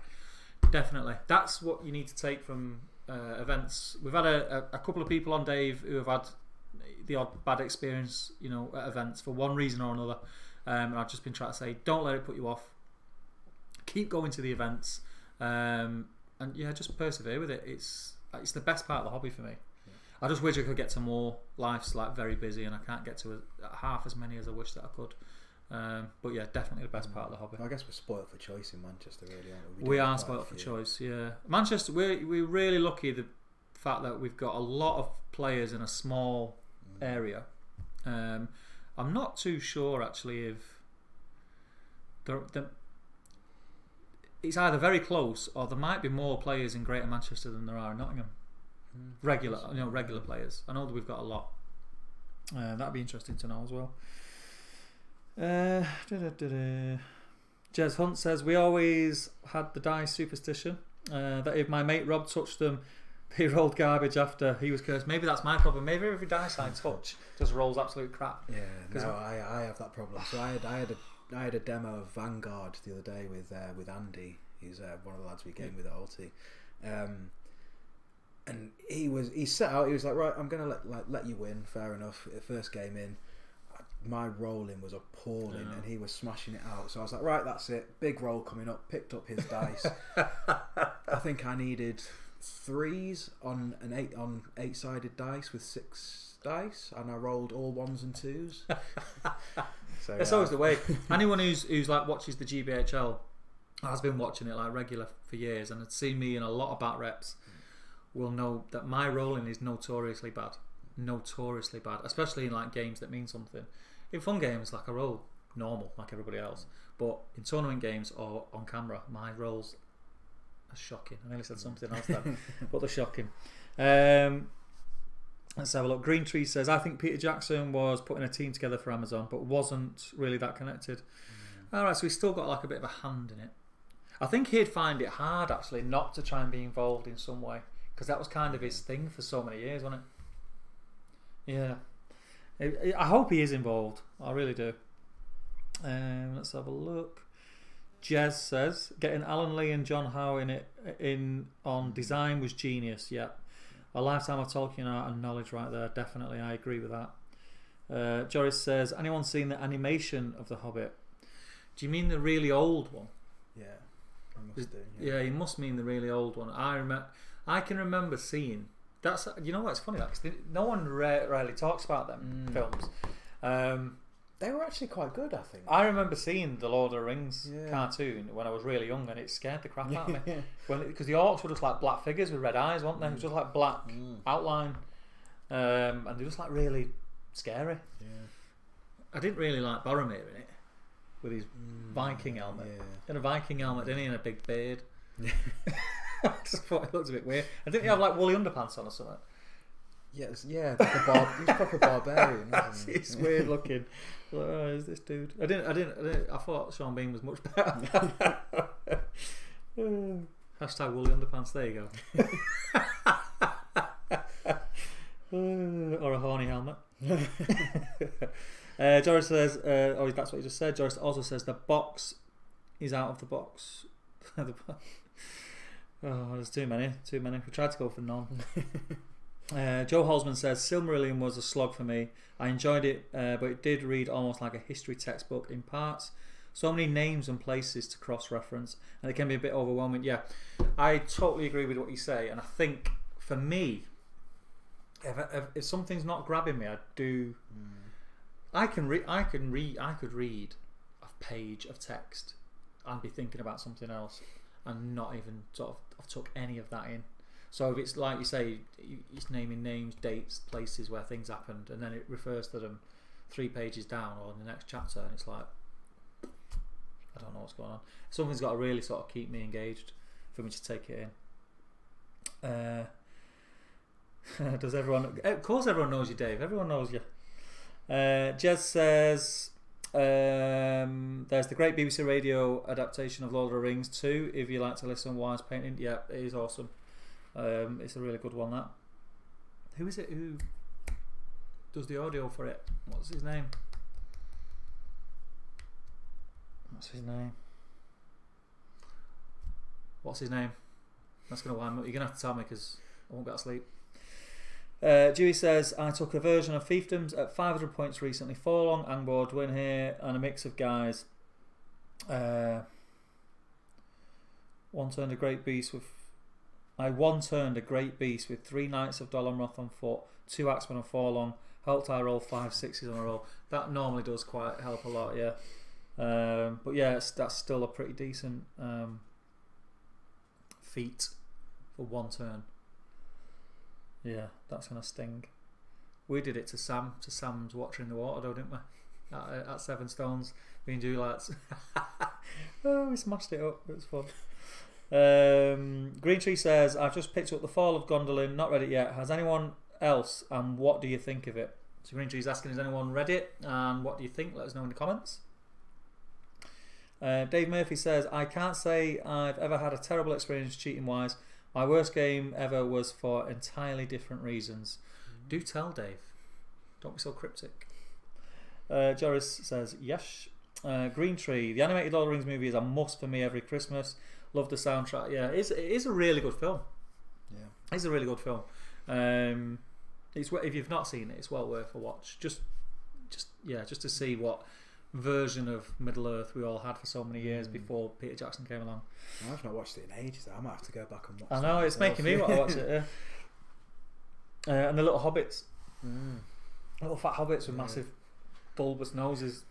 Benji says, Children of Horn is expanded from the Sill.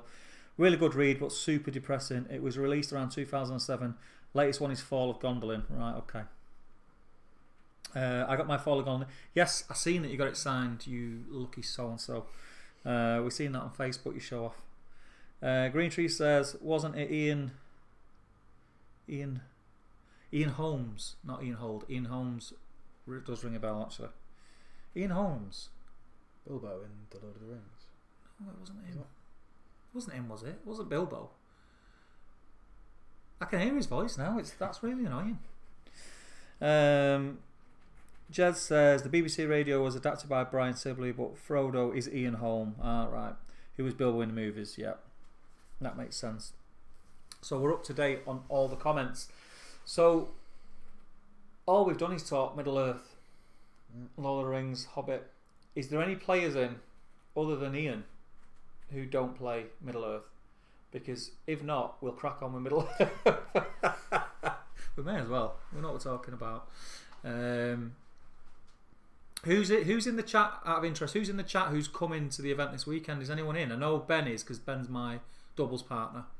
Is there anyone else that we can find out what you're bringing so that we can tailor it? Dewey says, oh, we had a lot of fun in that game and absolutely crushed the watcher. Just wanted to smash someone. Do you know what? Dewey will back me up here. That was like prime example of GBHL Steve's really bad dice rolling. Like, I couldn't roll for toffee. It was terrible. Really bad. Dave Murphy says Middle Earth. What was that? What we were talking about? What do people play? Yeah, all right. Yeah. We know it. Yeah. Hey James, how you doing, pal? James is one of the Scottish lads.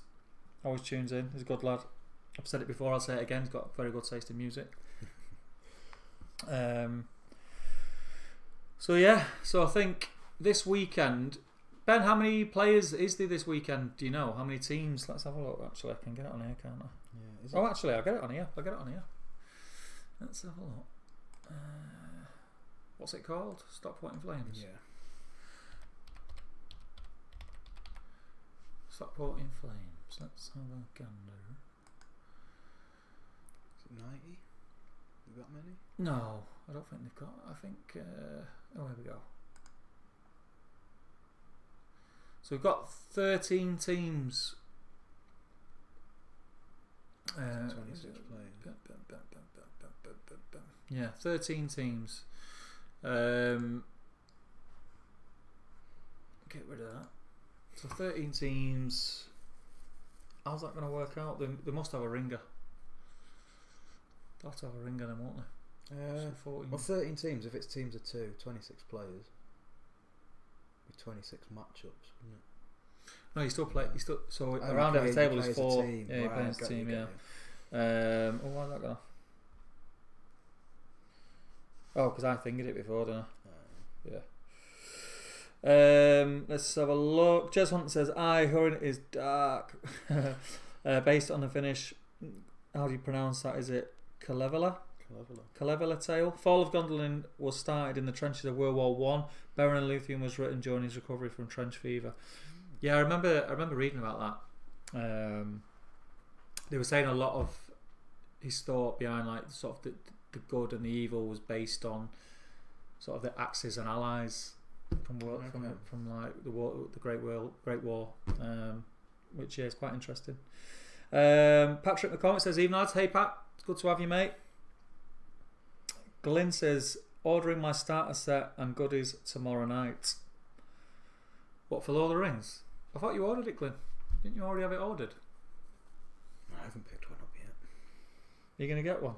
I need the rule book. Oh, God, I was going to say you can have it, but you can't. I'll nick Jay. They've done it on PDF, I think. Yeah. They've done it on PDF. I've got all the models. In fact, I quite like that. Which? Yeah, I might have. The Theoden? Yeah. There's loads of the Theoden on eBay. Are there? Yeah, I think on average to go for about 15 quid. Oh, that's it. Yeah, but then once you bought the book and the Theoden, You may as well. you might as well have. Well. well. They're not going to get paid. Make sure. Anyway. Well, if you do that, make sure you use the Element Game link below. Nicely done. James Gorray says, "Still got 10 nights to do for Sterling next weekend." Is that Riv nights? You scumbag, or is it Dolan Roth nights? Glenn says, "Leaves me with a troll chieftain, 2 Mordor trolls." Ah, right, okay. Yeah, Nice. that's a lot of Mordor. That is a lot of Mordor. Trolls are horrible. What do you think of the starter set?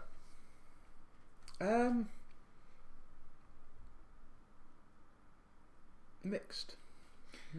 For me, me, I think we had this discussion, didn't we, when it came out? Yeah, for me, I was kind of sort of team GW, and I'm not by any stretch like a GW fanboy. I just think that in the last,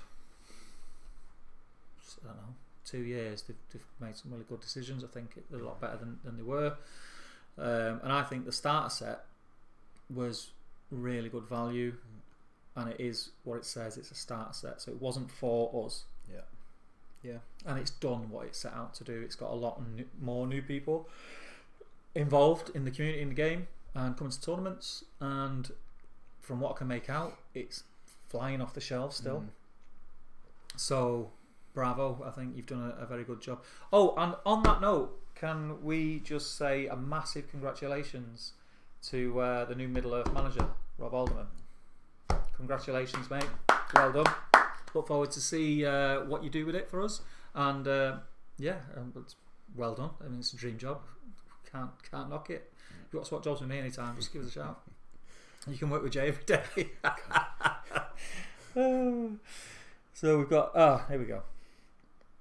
James Gorray says, yes, taking 10 Rivendell Knights, Elrond, Glorfindel, Gilgalad. That's pretty grim. I mean, because you're kind of not fussed about being broken. Yeah. Really. It'll be fun to play that list, I think. I'm just trying to think, like... It's got everything that you need, hasn't it? Because you can... you've got... It's got mobility, it can shoot, You've got 10... Elrond can't take a bow. Glorfindel can't take a bow. So it's just... So you've got 10 elf bolts, 10 strength 3 bow shots, and 3 absolute beast heroes. How many points is that? What's that? Is that six? Elrond's what? 2, 3. That's 600. Yeah. Is it 600 that, James? Really fluffy area. Okay. Glyn says, I didn't order till it was back in stock in Element Units. Alright, cheeky order through the affiliate. Absolute legend. Helps us do this kind of stuff. Winky face, good man. Joris says, I have the starter set 3 times. Wow.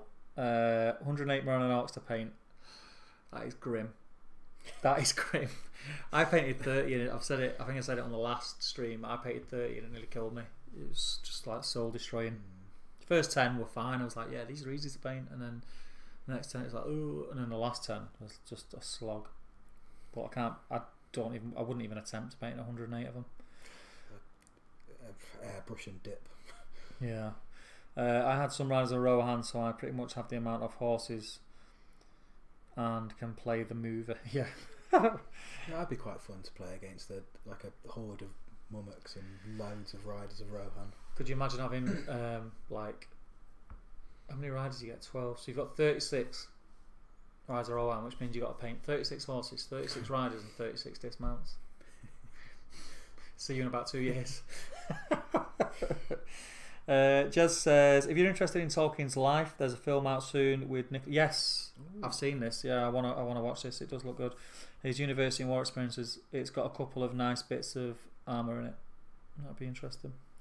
Dave says the game was bad because the player was a bad opponent, complained about everything, and they didn't get priority, lost roll-offs, lost models, didn't kill models, etc. Every little thing. Yeah. You do get some grumpy people. It's like I said about like gaming people and cheating people. You get that in life. Not everyone is like me. You do get some grumpy people. The thing is, you're meeting some people across the table first time ever, and for all you know, they might have had the worst week of their life leading up to them stepping in front of you, and they might just be in a foul mood. Yeah. You've just got to kind of not let that seep into you and just sort of play your own game and sort of just keep positive. That's all you can do. Glenn Seymour's cheese, yeah, big cheese. 800 points.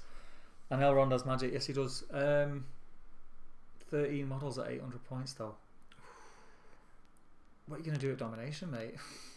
Everyone else is going to have like 50 models. A Balrog and however many Moria goblins. Gil-galad causes terror, I think. Let us know how you get on with it.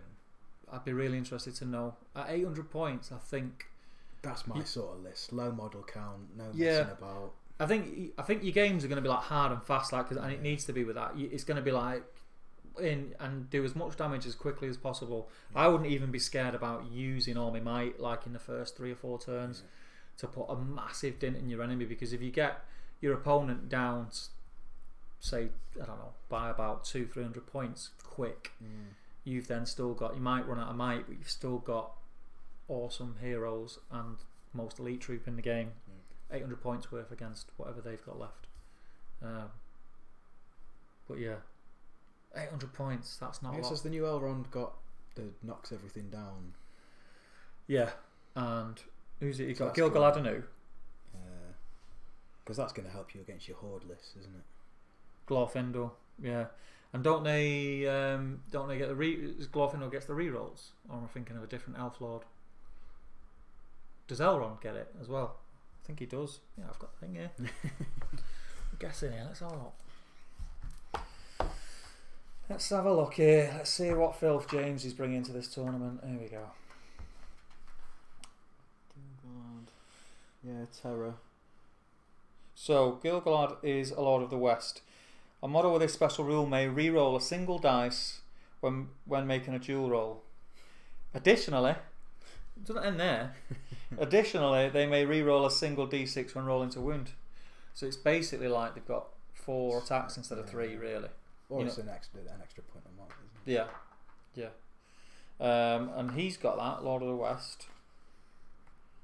Elrond's got that. And who's his other hero? Glorfindor. Glorfindor, yeah. Rift Knights. I thought they would have got nerfed a bit, but they didn't. There he is. Glorfindor. Yeah, he's a Lord of the West as well. Got the armour of Gondolin. I think it's got a lot to do what you need there, hasn't it? It's just your numbers, mate. I mean, obviously the heroes are beasts.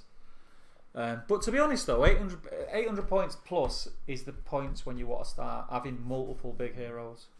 At that points level, most people are bringing some big stuff anyway. Yeah. I think the thing with his list is he's got 3 big heroes and then he's got like a really expensive troop. Yeah. I think that's like the only thing. You know what I'm gonna do? I'm gonna make that. In fact, I'm not gonna leave that where it is. Okay, so Elrond's Magic. Yeah, Glyn, is your middle name J? Perhaps, Mr. Gilray. Yeah. James J. Gilray. That's what they call him.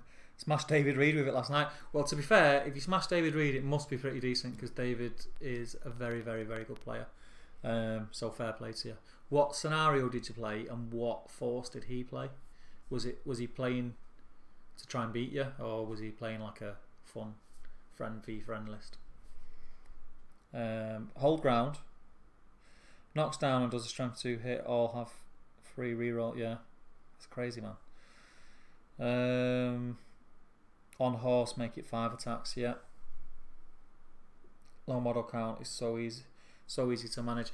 Yeah, so I can see the benefits. And let us know what David played.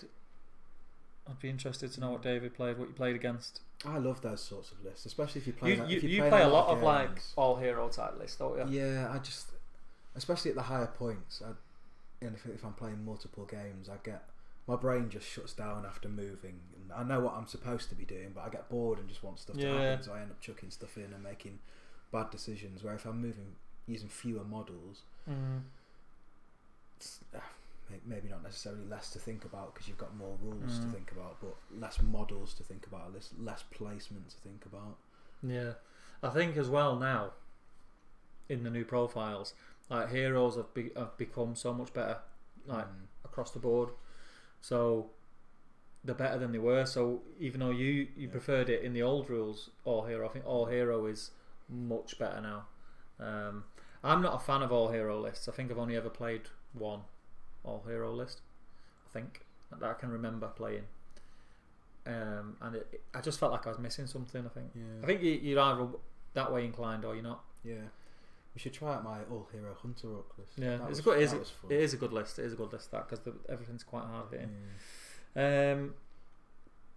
James says he had Urukai, a decent competitive list. He had Grima, and that pure shut down my heroes. Yeah. Urukai Isengard is a very, very good. Did he have Saruman with it? Was it like a proper Isengard list? The thing is, everything that Isengard is built to do, it now does better. Yeah, but against James's list, is irrelevant. Yeah. So fight 4, irrelevant. Yeah. Strength 4, irrelevant because you've got high defense. Yeah. You're shooting at it with strength 3 bows. You've got the maneuverability. What heroes did he have? We're just going to end up talking about your game, James, because I'm really interested. Yeah, Saruman is still really good when he can blast and still kill 2 knights. Yes. Fluffy all hero list, the Fellowship. Ooh. Fellowship is a good list. Yeah. What did the Fellowship come to? Is it like 800? No, it's just over.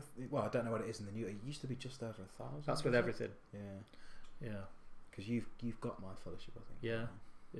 I've got about 3 Fellowships now. Fellowships. I've seen a lot of Fellowship. You did see anyway, a lot of Fellowship lists at events, like fluffy events, because it's such a tailorable list to fit certain points values, because you just can take things out, get rid of hobbits. Yeah. Use your hobbits as meat shields for your elven cloaked. Yeah. Well, they were mainly like hobbits. In a Fellowship, in my mind, were always there just for, because they got 1 might, haven't they? Yeah. Well, they're just like heroic moves and just let the big heroes do everything. But yeah, super fun to play. A lot of rules to remember. A single Rivendell knight killed Lurtz in one turn. That is grim. Yeah, that is a horrible list. There's me saying 800 points. You're going to struggle there, but obviously not so much. Yeah, Salmon's really good when he can. Yeah, read that. So that's it. Yeah, has anyone else sort of come across in the new profiles something that has worked very, very well for them, that either they didn't expect to work well, or they've seen something that, or you're building something now that you're expecting to do very well? I'm not sure. There's just so much new stuff. Yeah, I think that again. I'm probably saying the same things, but it just opens up so many more profiles that are now competitive. Yeah. Yeah, I think it's really exciting. Here's one. I had a bit of a brain fart. I think it was yesterday. Was it yesterday? No, Monday. We know when we'd done the faction review for Gondor, we were talking about the shield wall rule. So the shield wall rule is, let's read it. If you're in base contact with 3 or more friendly models with the shield wall rule, you get +1 defense, right? Yeah. Let me just check that I've read that right. It's not going to be in there, is it? It's going to be in here. So what I'm asking is, while I'm looking for it, you guys, someone might be able to answer it. Shield wall. I'm in a formation of 3, let's say, warriors and Minas Tirith. So at this moment in stage, right now, I've got the shield wall rule. I've got +1 defense. It's the combat phase, right? The guy at the front of the triangle is in combat with an enemy, and he loses the combat, and he has to back away. If he's no longer in base contact after the back away with 2 others, does he lose that +1 defense, or do you count the defense from the beginning of the combat phase? If you know the answers to that, let me know, because I can't seem to find a conclusive answer to it. I'll find the exact wording. Do you get what I mean? Yeah, the intention of it surely has to be. I would have thought it's from the beginning of the phase. Yeah, because it's the breakdown of the phase is just the technicality to let you play the game, isn't it? Whereas the intention is that it's all happening simultaneously. So the wording is, if this model is armed with a shield whilst in base contact with 2 or more non-prone models with this special rule that are armed with a shield, this model gains a bonus of +1 to its defense. This bonus is only available while on foot. But obviously this is assuming that there's no movement, but when you back away you move. And then I guess the other question then is it just it says non-prone, so if you're getting knocked down, if you get thrown, yeah. So I guess that's encouraging you to prioritise where you start your fights if you have priority. Who you want to benefit the most from it. I can't. I played Iron Hills with that rule, and this never crossed my mind before I was able to play it. And then I was just thinking about it over there. I was thinking, what did I used to do? Did I used to have to? Do you have to strategically back away? I couldn't remember. So anyway, let's move back into the comments. Dave Murphy says the Barad-dûr army bonus is very good. Barad-dûr, let me have a look. This isn't the one about outnumbering, is that Mordor?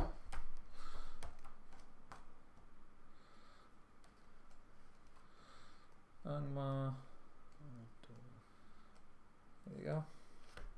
Sauron's warband size increased to 24. Wowzers. Additionally, a force that consists solely of most Barad-dûr will never be considered broken. If Sauron has 3 or more wounds remaining, should Sauron have 2 or fewer wounds remaining, the army will break as normal. Should Sauron be slain, the army will immediately count as being broken. Yes, that is a good rule. Because his defense 10 and he's got 5 wounds. Yeah.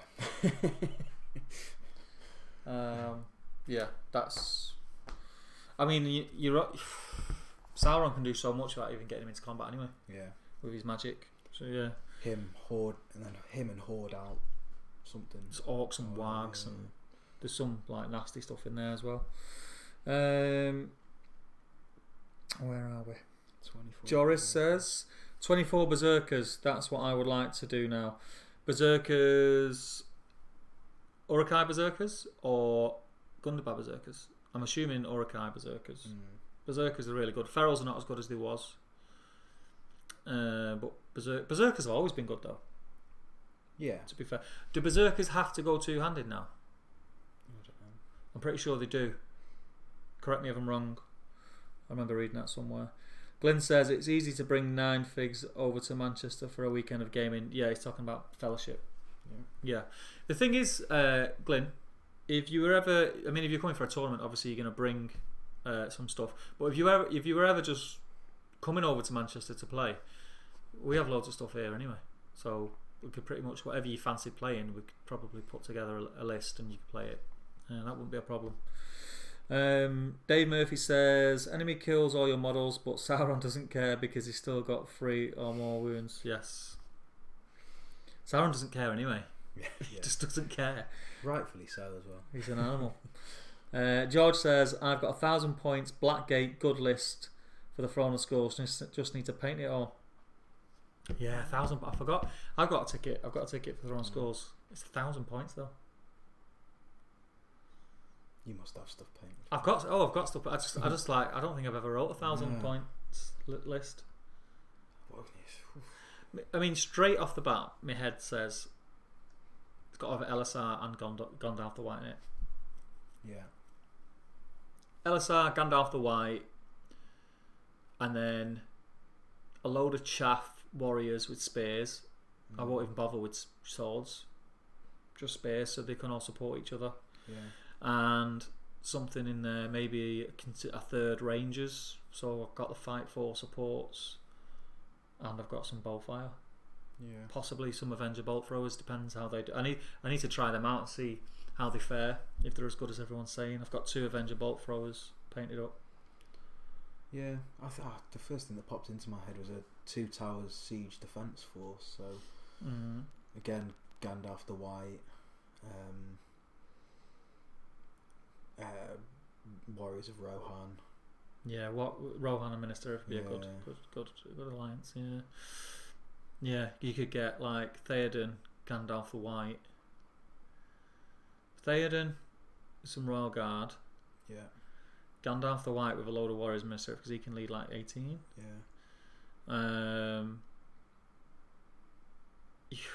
You could have like 3 hunters in there. Yeah. Couldn't you? Yeah. Just for fun. That would be a lot of fun.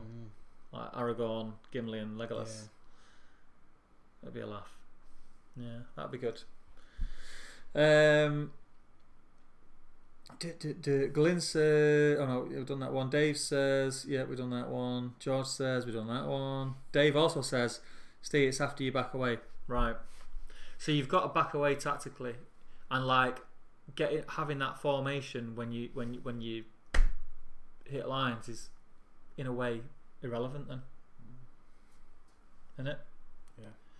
You've got a position in a way. You'd almost have them in lines of 3 then, like an offset 3. Yeah. Like one there, and then one there, so that when he backs away, he's in base contact with those 2 at the back. Yeah. Or almost like a sawtooth type formation. Yeah. Because otherwise, it's going to be a lot harder to keep that than you think. Yeah. Well, yeah, because if you don't position properly, you're effectively going to get it on one model.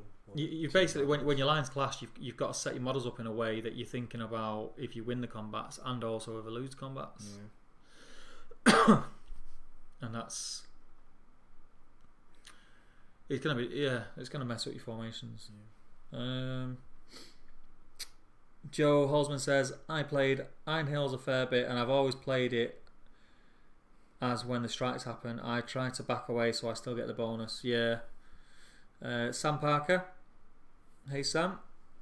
Says, I'm interested to try the Betrayer with my Serpent Horde. Last game I played with him, played him with the new rules and didn't realise it was re-rolling all 2 wound rolls with poison weapons. Yeah. The Betrayer is filthy. Yeah, he is filth. That was the list I played against you when I tried being filthy, when it was the Betrayer and... Yeah. Didn't work. I gave up. That's the thing though, when you try things, like how many times have you thought, oh, that sounds like it's going to be awesome, and you try it once and it doesn't work, you just give up. Yeah. But like you can't master lists by trying it once. You just can't. You got to keep persisting with it. Joris says, "Alright mates, I'm needed elsewhere. I hope to be here Friday if there's a live." Take care, buddy. It was nice to chat to you again, and we will see you on the next Friday. I don't think there'll be a live stream on Friday. We will be filming, but it will be filming content, maybe back reps and stuff. But we'll see you. We'll see you at the next one. Anyway, I'll do a sit and paint at some point next week, so I'll see you then. Thanks for joining us, pal. Joe Holzman says, regarding the prone mention, your model can receive the bonus if it's prone, but doesn't count towards providing the bonus to its neighbouring models. So, right, so if the model that's been struck is prone and he's in base contact with 2, he gets the bonus. But if one of the ones who's behind him is prone, he can't give the bonus. If that makes sense. Yeah. So I guess it's always use your little markers so you don't have to lie them down. Yeah. To avoid. Yeah. Sam Parker says, Watchers of Karna hitting on 3s and re-rolling all wounds.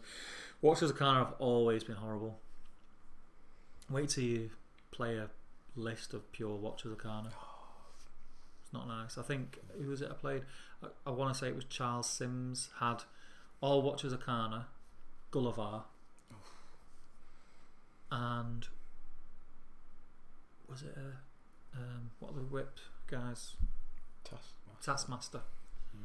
I want to say it was one of them. Horrible. I got smashed with Serpent Guard supports. Yeah, it was horrible. Green Tree says, has anyone checked out Zorpa Zorp's YouTube channel? He's just uploaded a vid of some awesome miniature terrain. Check it out if you get the chance. Don't go on, obviously, keep watching it, obviously.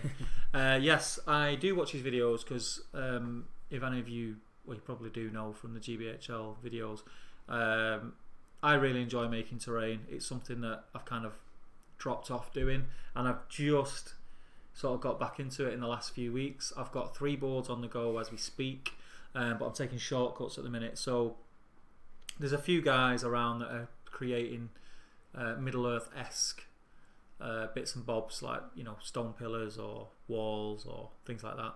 And I've just started to get stuff like that to help me get these boards done quick, and it just saves me a ton of time. And sometimes it's cheaper. Oh, those the columns you post. Small Scenics, yeah. Great. If you've not been on, if you've not seen his stuff, you probably have seen his stuff if you're on the GBHL channel. Small Scenics Facebook group, have a look at some of his stuff. It's really cool. I'll be doing like a showcase video for them on a board very, very soon, so keep an eye out for that.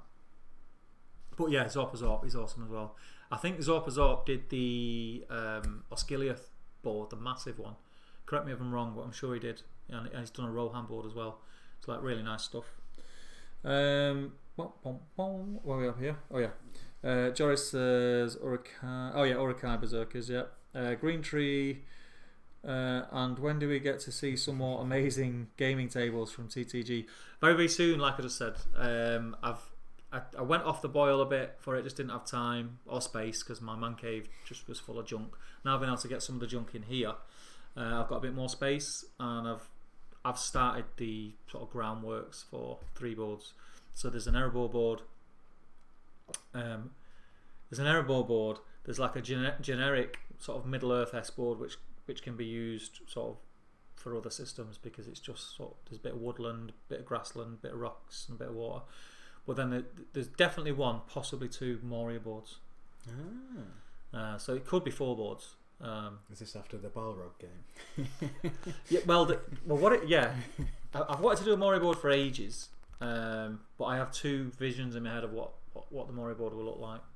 I mentioned it in one of the videos before. I can't bother going into it, but there's one where it's going to be quite a generic board, and then one's going to be like a really detailed board with loads of stuff that's really familiar from the films and stuff. So yeah, keep an eye out. It's coming soon. Dave says Berserkers have a hand and a half sword, so it's a hand, so they can go single-handed. Okay. Glenn says that sounds like a plan. Use a studio, army, and post game for the first round of drinks are on me. Free drinks. I'm in. What armies do you play, Matt? He'll be asking for Middle Earth. So I've got, what have I got? I've got that Fellowship. Yeah, I've got a Fellowship that I've used a little bit. Got the 3 trolls. I quite enjoyed playing with the 3 trolls for a while. Yeah. That was quite fun. They're horrible to play against. Yeah. I've got some good some Morannon lists that are quite good. That Mordor list with Gothmog. Yeah. So that was what Gothmog. Troll. Was it a Troll Chieftain or a Troll? Gothmog, Troll Chieftain, loads of Morannons, Witch King, was it? Something like that. Yeah. I played that in your house. Yeah. What did I have when I played that? Was that when you were playing Gondor? Was it Gondor? Could have been. I can't remember. Or maybe it was your filthy phase. It was around that stage. Shelob, Gilzag. Something on Fell Beast. What else? I've got that all hero Hunter Orc list, which I absolutely love. Just really good fun to play. And then I've got bits and pieces. I do have a Rohan list that I've never really used. You got it painted? Yeah, ish. I had one day I kept saying I need a Rohan. I had nothing, and now I've got about 1,500 points worth of Rohan over there. But I got an army painted up, and then Jay got a load of it. We've got loads of Rohan. Yeah, and I started painting up that Harrod list, Betrayer, Watchers of Karna. You got some camels as well. Yeah. Yeah. How many camels you got? Guard. How many camels have we got? 6 maybe? Should get it out again. Yeah, it needs painting, so it probably won't. Xandri dust spray, dip it, put some red cloth on it, done. Let's have a look. Ohegan 19. How you doing, pal? I don't recognise the name, so I think you're new. Welcome. He says, how necessary is it to mount Gil-galad and Elrond? It's not necessary, but I would, if you're able to and points permit it, always put your hero on a horse. For the points, it's if you can fit it in your list. It's like 15 points in it for a just hero. For the extra mobility, giving you the charge, potentially the knockdown, almost like an extra wound if the hit goes through on your horse. If you've got a 3 attack hero on a horse, that's not 3 by the way, that's 3. 3 attack hero on a horse, you get 4 attacks on the charge. If you're charging something with a hero, you're aiming to win the combat. You've got 8 dice to kill it. 8 instead of 3 to kill it. It's a no-brainer. I think it's 15 points in it for a hero's horse. Yeah. If you're able to do it, do it. Definitely do it. Or Orlando for that matter. Converting seems something I'd say hard at. Do you mean it's something you'd find hard? Is that what you mean? It's hard to. I don't know what you mean. But if that is what you mean, yeah, converting is something that's not just like people can just do it like that. I used to convert a lot of stuff, and it's quite addictive converting. I found I got to a stage where when I was building armies, I really wouldn't want 2 models to be the same. Yeah. So I did like an Angmar army, a Mordor army, and all the orcs are different. Yeah. Like in some way, one of them might just have a different arm than the original pose, but everything's different. But stuff like getting a foot model to be a mounted model is as easy as you want it to be. It's as easy as chopping it off at the waist, getting a mounted model, chopping it off at the waist, and just sticking it on top. Yeah. Done. Bit of green stuff, or put it to blend in the join, and away you go.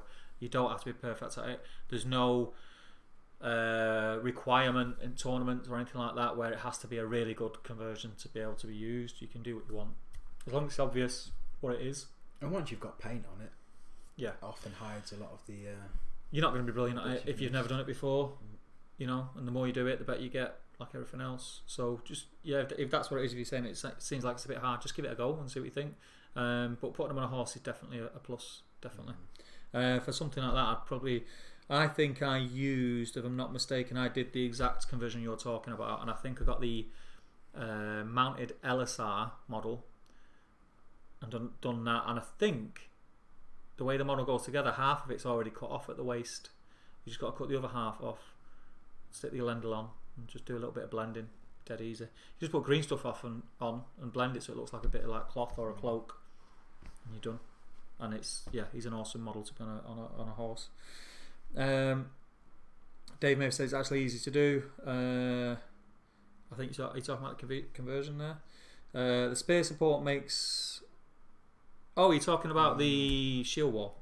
The spear support makes away with you, so you stay in base contact with them. I don't know if. Do you know what? It depends who you're playing and how bearded they are, because when you back away, it's got to be a straight line. Well, so I guess to do what you're saying, you'd have to do a slight curve to sort of follow the curvature of the base that you're staying in contact with. So I guess if you've got 2 lines,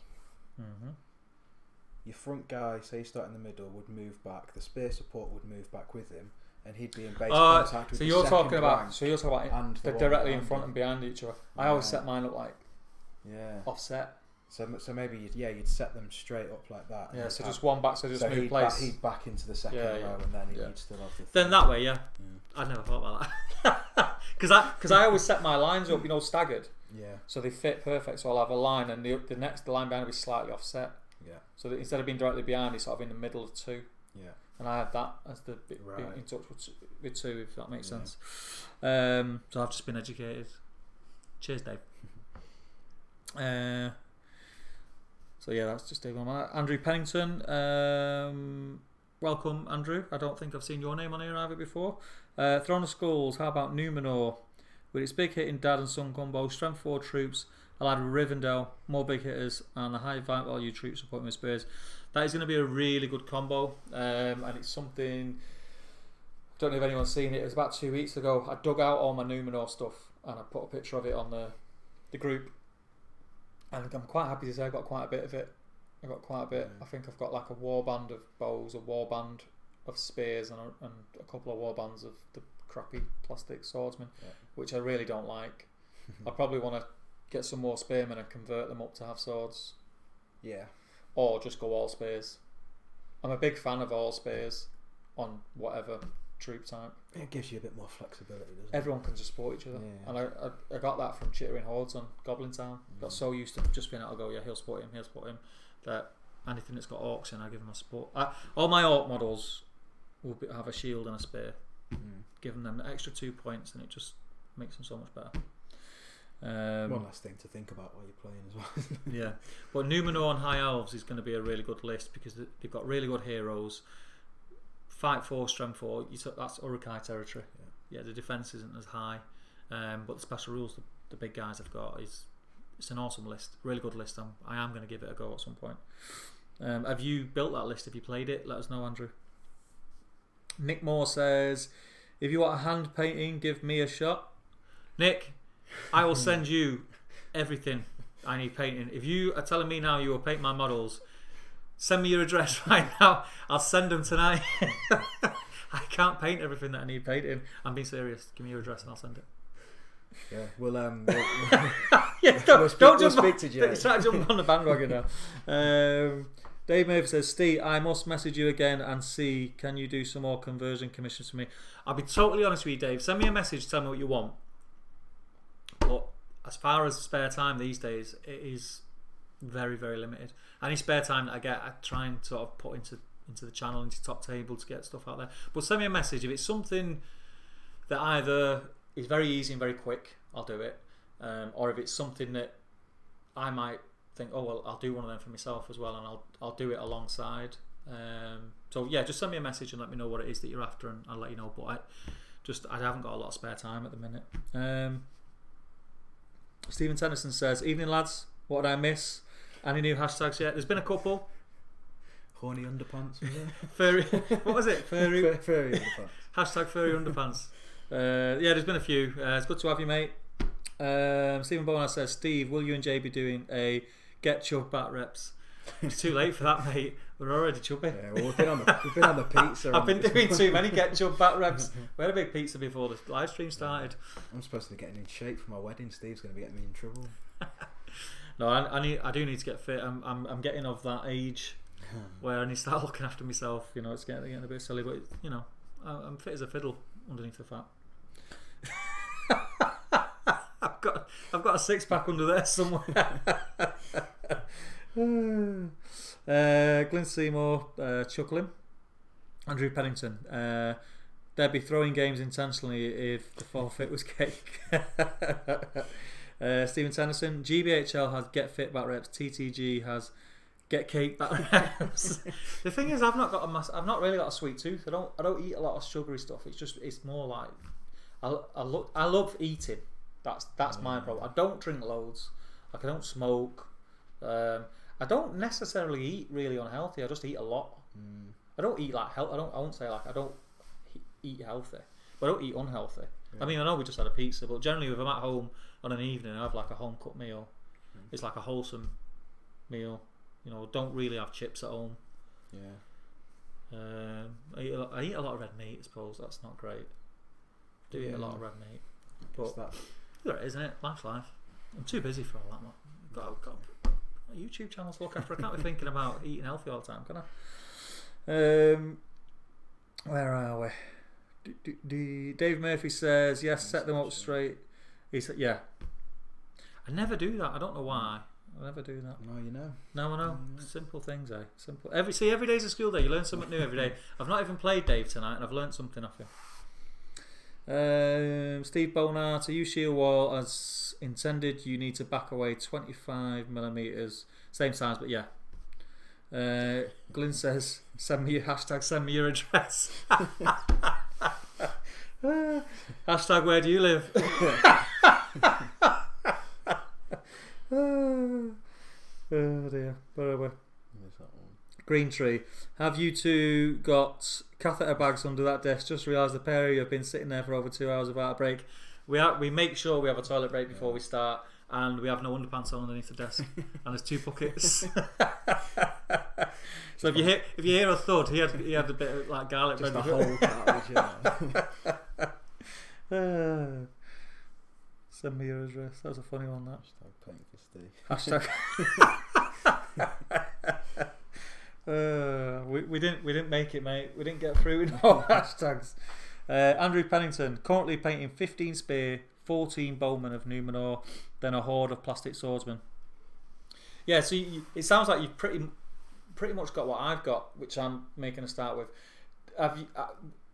Would you consider binning off the swordman? Because that's what I'm considering. That's what I've done with a lot of my troops for different forces, because I just really don't think the swordsmen bring anything. Yes, you can feint, you know, but is that what you can? Are you going to play your game like glad that you can feint and playing to feint, or would you rather have another? Would you rather re-roll ones, or almost always have an extra dice in the attack in the combat? Because I know which one I'd have. Because you're only going to re-roll a 1 in 6 times, whereas if you're supporting, you're always getting that extra dice. Yeah. That's why I'm thinking just bin swordman off and just have all spears. I guess then it's the points difference as well, isn't it? With the extra point, I think it's worth it though. Yeah. Yeah. I think it's well worth it. What do you think, Andrew? Would you ever consider? Have you ever thought about that? Have I just like give you the best idea you've ever heard in your life, and now you're going to do it? Nick Moore says, meant the terrain. Cheers, Nick. Glyn Seymour says, hashtag get chub back reps. Mohegan19 says, cheers, yeah, I meant something I'd find hard. I was also thinking maybe just a head swap. Yeah, I've seen head swaps with King Elisar, it works well. Whatever you'd find easier. Head swap is probably the simplest. You're probably right there. Head swap is probably the simplest. A waist swap is the next sort of level along to that, and the benefit of a waist swap is that his arm is different, so it's instantly recognisable that it's him rather than Elisar with a helmet on. Yeah, that's the only thing that I'd say. Stephen Bonar's chuckling away. Glyn Seymour's spears are an extra point, yes, but worth it. Worth it. If you're getting an extra dice in your combat, unless every single one of your models is in a 1-on-1 combat, which, I mean, how often does that happen? It's very rare. It might happen towards the end of the game when you've lost a third of your force, but generally you're gonna have a couple of ranks. Yeah. So if it's only cost you a point to get an extra dice in an attack, Well, there's the question. Would you pay an extra point for a warrior to have an extra attack? Yeah. Because that's how I'd look at it. Yeah. And of course you would. Yeah. So what's a warrior of Minas Tirith? Is he 8? Yeah. 8 points. Would you pay 9 points for him if he had 2 attacks? Yeah. All day long. Yeah. That's how I think anyway. I think all spears. Anything that lowers the model count for me is a bonus. So. Yeah, I mean, it's only gonna every 9 models, every 9 or 10 models. Yeah, it's not gonna make that. You're losing a model, so you know. And I think the benefits far outweigh that as a negative. Yeah. Nick Moore. Hashtag bucket no pants. Stephen Bonar. Numenorian swordsmen are good to keep the high fight elves out of combat for longer, and even versus even strength attacks. Yeah, I mean, I was thinking pure Numenor when I was like talking about that, but even after that, just having that option of when you turn 3 or 4. All the lines are messed up. There's crap everywhere all over the board. There is no actual lines anymore. You can't really. You've won that combat with your swordsman, sword or spearman. Yeah. You've killed the model. He's got nowhere to go, and he can back in and support. Just everything can support everything, and it's just. I think spears are one of the best, like, add-ons in the game. I think. I remember someone saying once, "Oh, you don't get a special strike with spears." Yeah, you do. They support. Yeah. That's the special. That's what they do. It's the best special strike there is, I think. Glyn Seymour, nope. Andrew Pennington, it's more a financial restriction. The prices of spears and bows for Numenor are crazy. Stephen Bonar's above suggestion sounds great. Very true. I don't think that's going to be an issue for much longer. I think we're probably looking at by next summer we'll start seeing sort of a reissue of those models. All being well, touch wood. They will be coming back, but you can still find bargains on eBay. Yeah, that's how I ended up with. I was never really collecting Numenor. I scour eBay, so if I'm bored at work, I want a brew break or something, I might just go on eBay, and it's one of my safe searches, like Lord of the Rings minis. And if I see like someone might be selling crappily painted Warriors of Numenor, 3 of them for £7, I'll just grab them.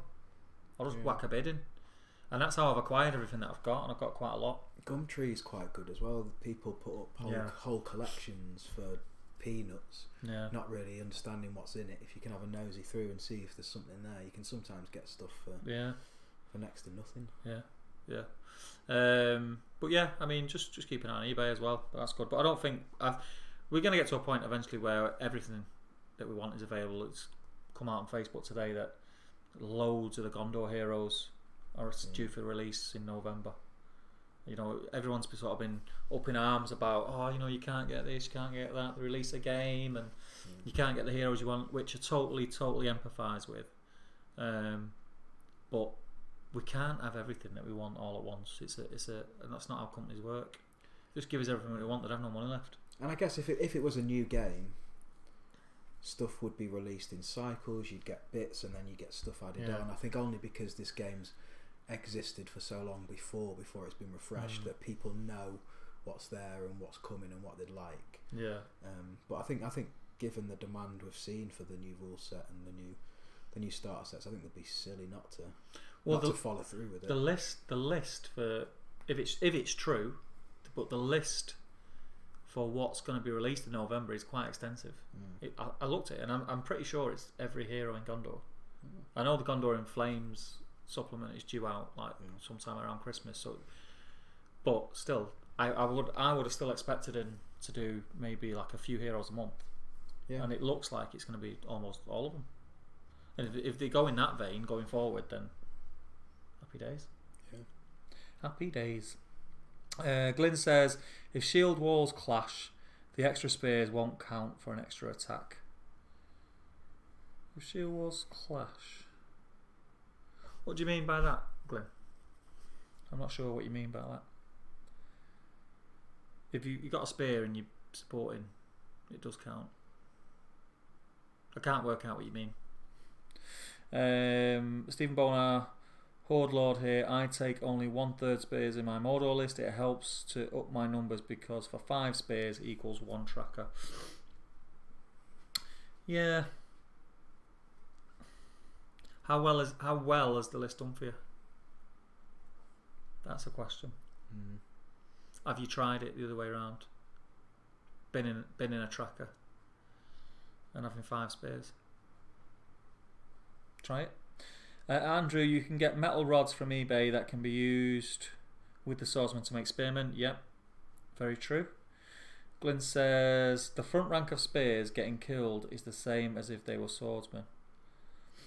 You're paying extra points. Also, re-rolling ones to wound against high defense heroes and monsters will be needed.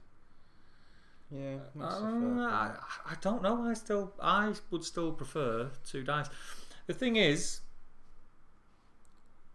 yes, you know, you're saying your front rank of spears getting killed is the same as if they were swordsmen. Yes, of course it is. That's not for dispute. But what you're doing is you're doubling your chance of rolling the 6 to begin with. You fight 4. If you're coming up against general orcs, they fight 3. Goblins fight 2. You're rolling 2 dice. You've got twice the chance. And if you've got, but your back rank's always going to be spears. Your front rank's not. Yes, I guess yeah, but that's what we were talking about before. That's like a lot of people sort of think that way and think we're always going to be front swords, rear spears. That will stay that way for 2 turns max. Yeah, and then it all gets muddled up because things are backing away. You're losing combat, so enemies are moving in. You're winning combat, so you're moving out of your line, and it ends up just a bit of a muddle of mess.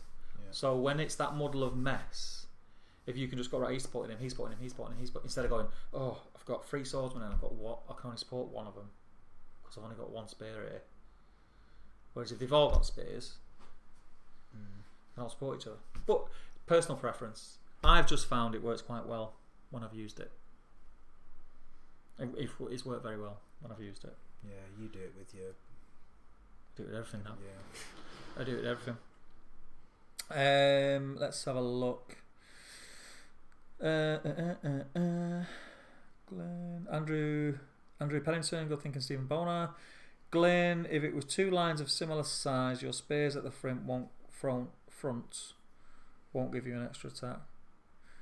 No, but that's what we were just saying. It's not for that. It's for the end, not the end game, but sort of mid game, when your line isn't a line anymore because it won't stay a line. Yeah, it's going to break, backed away and moved all over the place. But whether you win or you lose, if you win with a warrior, he's going to end up moving forward and charging something else in the next turn. If he loses, he backs away. So you're going to get this separation all along your line, and after 2 or 3 turns, it is not lines anymore, and that's when everything being able to support each other comes into play. It up to now it's worked well for me. That's why I say it's worked really well. It's why Goblin Town works so well. And when we talk Goblin Town, we're talking about things that are fight 2. Yeah, there's a lot of them, but they can also support each other all the time. And it's what gave me the idea, and it's why I do it, and it works really well. Yeah, because ultimately, no matter what fight you're in, you're rolling dice against dice. So if you're rolling 2 dice against 1 dice, you've got twice the amount, twice the chance of winning. Especially if you fight 4 and you're fighting fight 3, which Numenor are. Going up against elves, and that's a different kettle of fish. But where are we? Glenn also says the extra points equals less bodies to put in the mess, and you'll get trapped and killed quicker. Mohegan 19. I feel like Numenor bows should be strength 3. Seems more in line with the law. Yeah, I get where you're coming from, but then you'd say, wouldn't the High Elf bowman be better than the Numenorian bowman? It's probably a balancing thing, isn't it, more than anything? Yeah, it's men. He's a male, a man who finds a bow, so it's strength 2. The only exceptions to that are the long bows on the Citadel Guard, and that's their like thing. I don't think there is anyone else. Just elves. Any men. As soon as it only goes up to strength 3 when you go into elf territory. Stephen Bonar, 5th at Preston last year's opener, lost Ed Ball at Lords. Plus, once you lose the front rank, you can always throw the trackers in. They've even gutted big heroes and monsters with the daggers. I've never used orc trackers. Never used them. I've never played against them. I've never seen them played, so I don't know how good they are. How many orc trackers do you have in your force? Did you say what points it was before? 5. Was it 5? No, he said 5 spares equal. Yeah, Equal an alt tracker. Yeah, I'd be interested to know. Glyn says, also your theory doesn't work with elves. Yes, elves break everything. That's fact. Elven Blades get the roll-off bonus and the ability to go two-handed, though it all swings and roundabouts over personal preference. Certainly does. Everyone has their own little sort of nuances that they use, or things that they how they like to. I like to play that way because I played Goblin Town for like 12 months straight, and it's just a really easy way to play, and it suits my play style. But yeah, like I say, everyone's different, and elves, yeah, they just put a cat amongst the pigeons with pretty much everything. 72 models at 800 points, 13 might, Shaman, Taskmaster, 20 each, Baron and Orc, Spears, Trackers, Wild Riders. That's grim. I'd love to see that go against the 800 point list from earlier. Stephen Bonar, can you arrange a game with James Gilray, please, and let us know how it goes turn by turn? That'd be fantastic. I'd be back. I would be back in Stephen's list there, because his heroes he could just bog down. Just bog them down. He can't do anything. Yeah. And then all he's got is 10 Riv Knights. But, 10 Riv Knights against that. Taskmaster. He's already got 13 might and he's got a Taskmaster.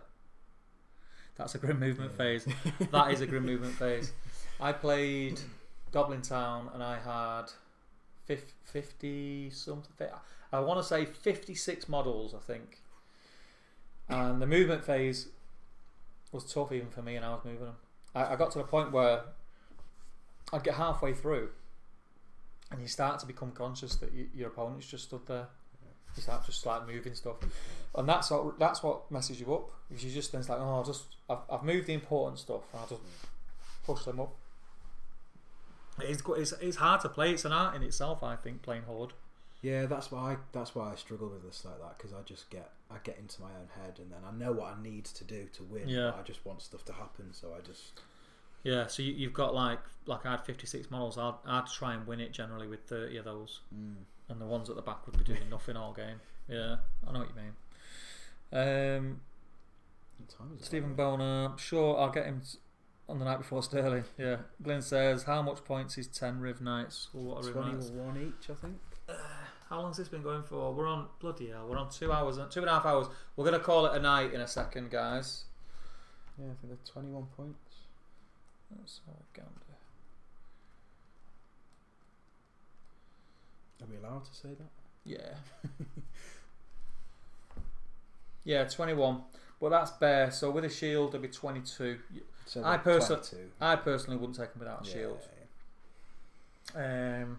They don't really need the Warhorn, although Courage 6 isn't to be sniffed. It's 30 points though. Yeah. It's another Riv Knight. Yeah. Banner, I'm pretty sure one of them heroes will act as a banner. Yeah. Who was it? Elrond, Glorfindel, Gilgalad. Yeah, one of them's got to be act as a banner, surely. No. Yeah. Standfast. They've all got that Standfast thing. Maybe you'd put a banner in there, but then a banner's 25. That's another Riv Knight. Yeah. So probably not. Yeah, arrange that, Steve, and let us know how it goes, mate. We're going to fire through the last few comments, and then we're going to call it, I think. Let's have a look. Yeah, 220 with shields. Yeah, I'm a pro at it now, been at it for 20 years. Yeah, that's true. Swap them out for a Lendil on armoured horse. Andrew Pennington, is there any faction you simply have zero love for? For me, it's Harrod, no logical reason. They just don't inspire me. Anything I don't like. You know what? I used to not have any interest at all in dwarves before the Hobbit stuff came out, and then the Iron Hills came out, and they just looked awesome. So I bought I bought a warband and Dane, and then I ended up with about 4 warbands, a chariot, a ballista, command packs, crossbowmen, goat riders. I've got more of that than anything else, and now I really like dwarves. I've gone back to sort of liking the old Dane and the old stuff. Yeah, it used to be Moria for me. I just had no interest in it. I think it's partially because I didn't really like the old models that much. They were a bit naff. They're not that bad though. I know. And also, I think it's the Horde thing. I just couldn't get my head around that. Yeah. Stephen Bonar, 4 heroes for 72 minutes sounds fun.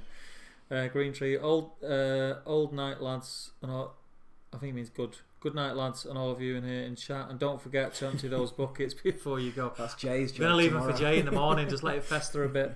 But yeah, cheers pal, good chatting to you again, and we'll see you next time. Glenn says 40 models to move, and I think those heroes could chew through 72 orcs. It just takes too long to do it though. In a tournament game, you just wouldn't, not with them moving that many orcs. You'd be lucky to get 5 turns in. Yeah. Could they kill that many in 5 turns? I don't think they could. Dale. Oh, does he mean that doesn't appeal to him? I quite like Dale. Glen Seymour, Iron Hills. At GT, yeah, but mission dependent. I've got 20 balls on 5 cav to countercharge them. Imagine recon. Yeah, that's pretty grim. Right, gents, we are going to call it. I just want to say thanks for tuning in again. We've had 2.5 hours of chat about pretty much just flown by nothing, which is great, which is what we love. Just sort of just chatting nonsense and getting to know each other a bit more. So you'll probably see some edited videos before the next live thing, because we're going to film some videos on Friday. I'll probably do a sit and paint and chat at some point next week, maybe 2. Might do another live faction review in the week. I'll see who I can get to sit in. Jay will be a lot quieter next week as well, so Jay might do some stuff. But other than that, for this show, we will see you in 2 weeks' time, and we'll think of a lightweight topic like we did tonight, just to get the chat flowing and just see where it goes from there. So thanks for watching, guys, and we will see you next time. Take care. Cheers, guys. Bye.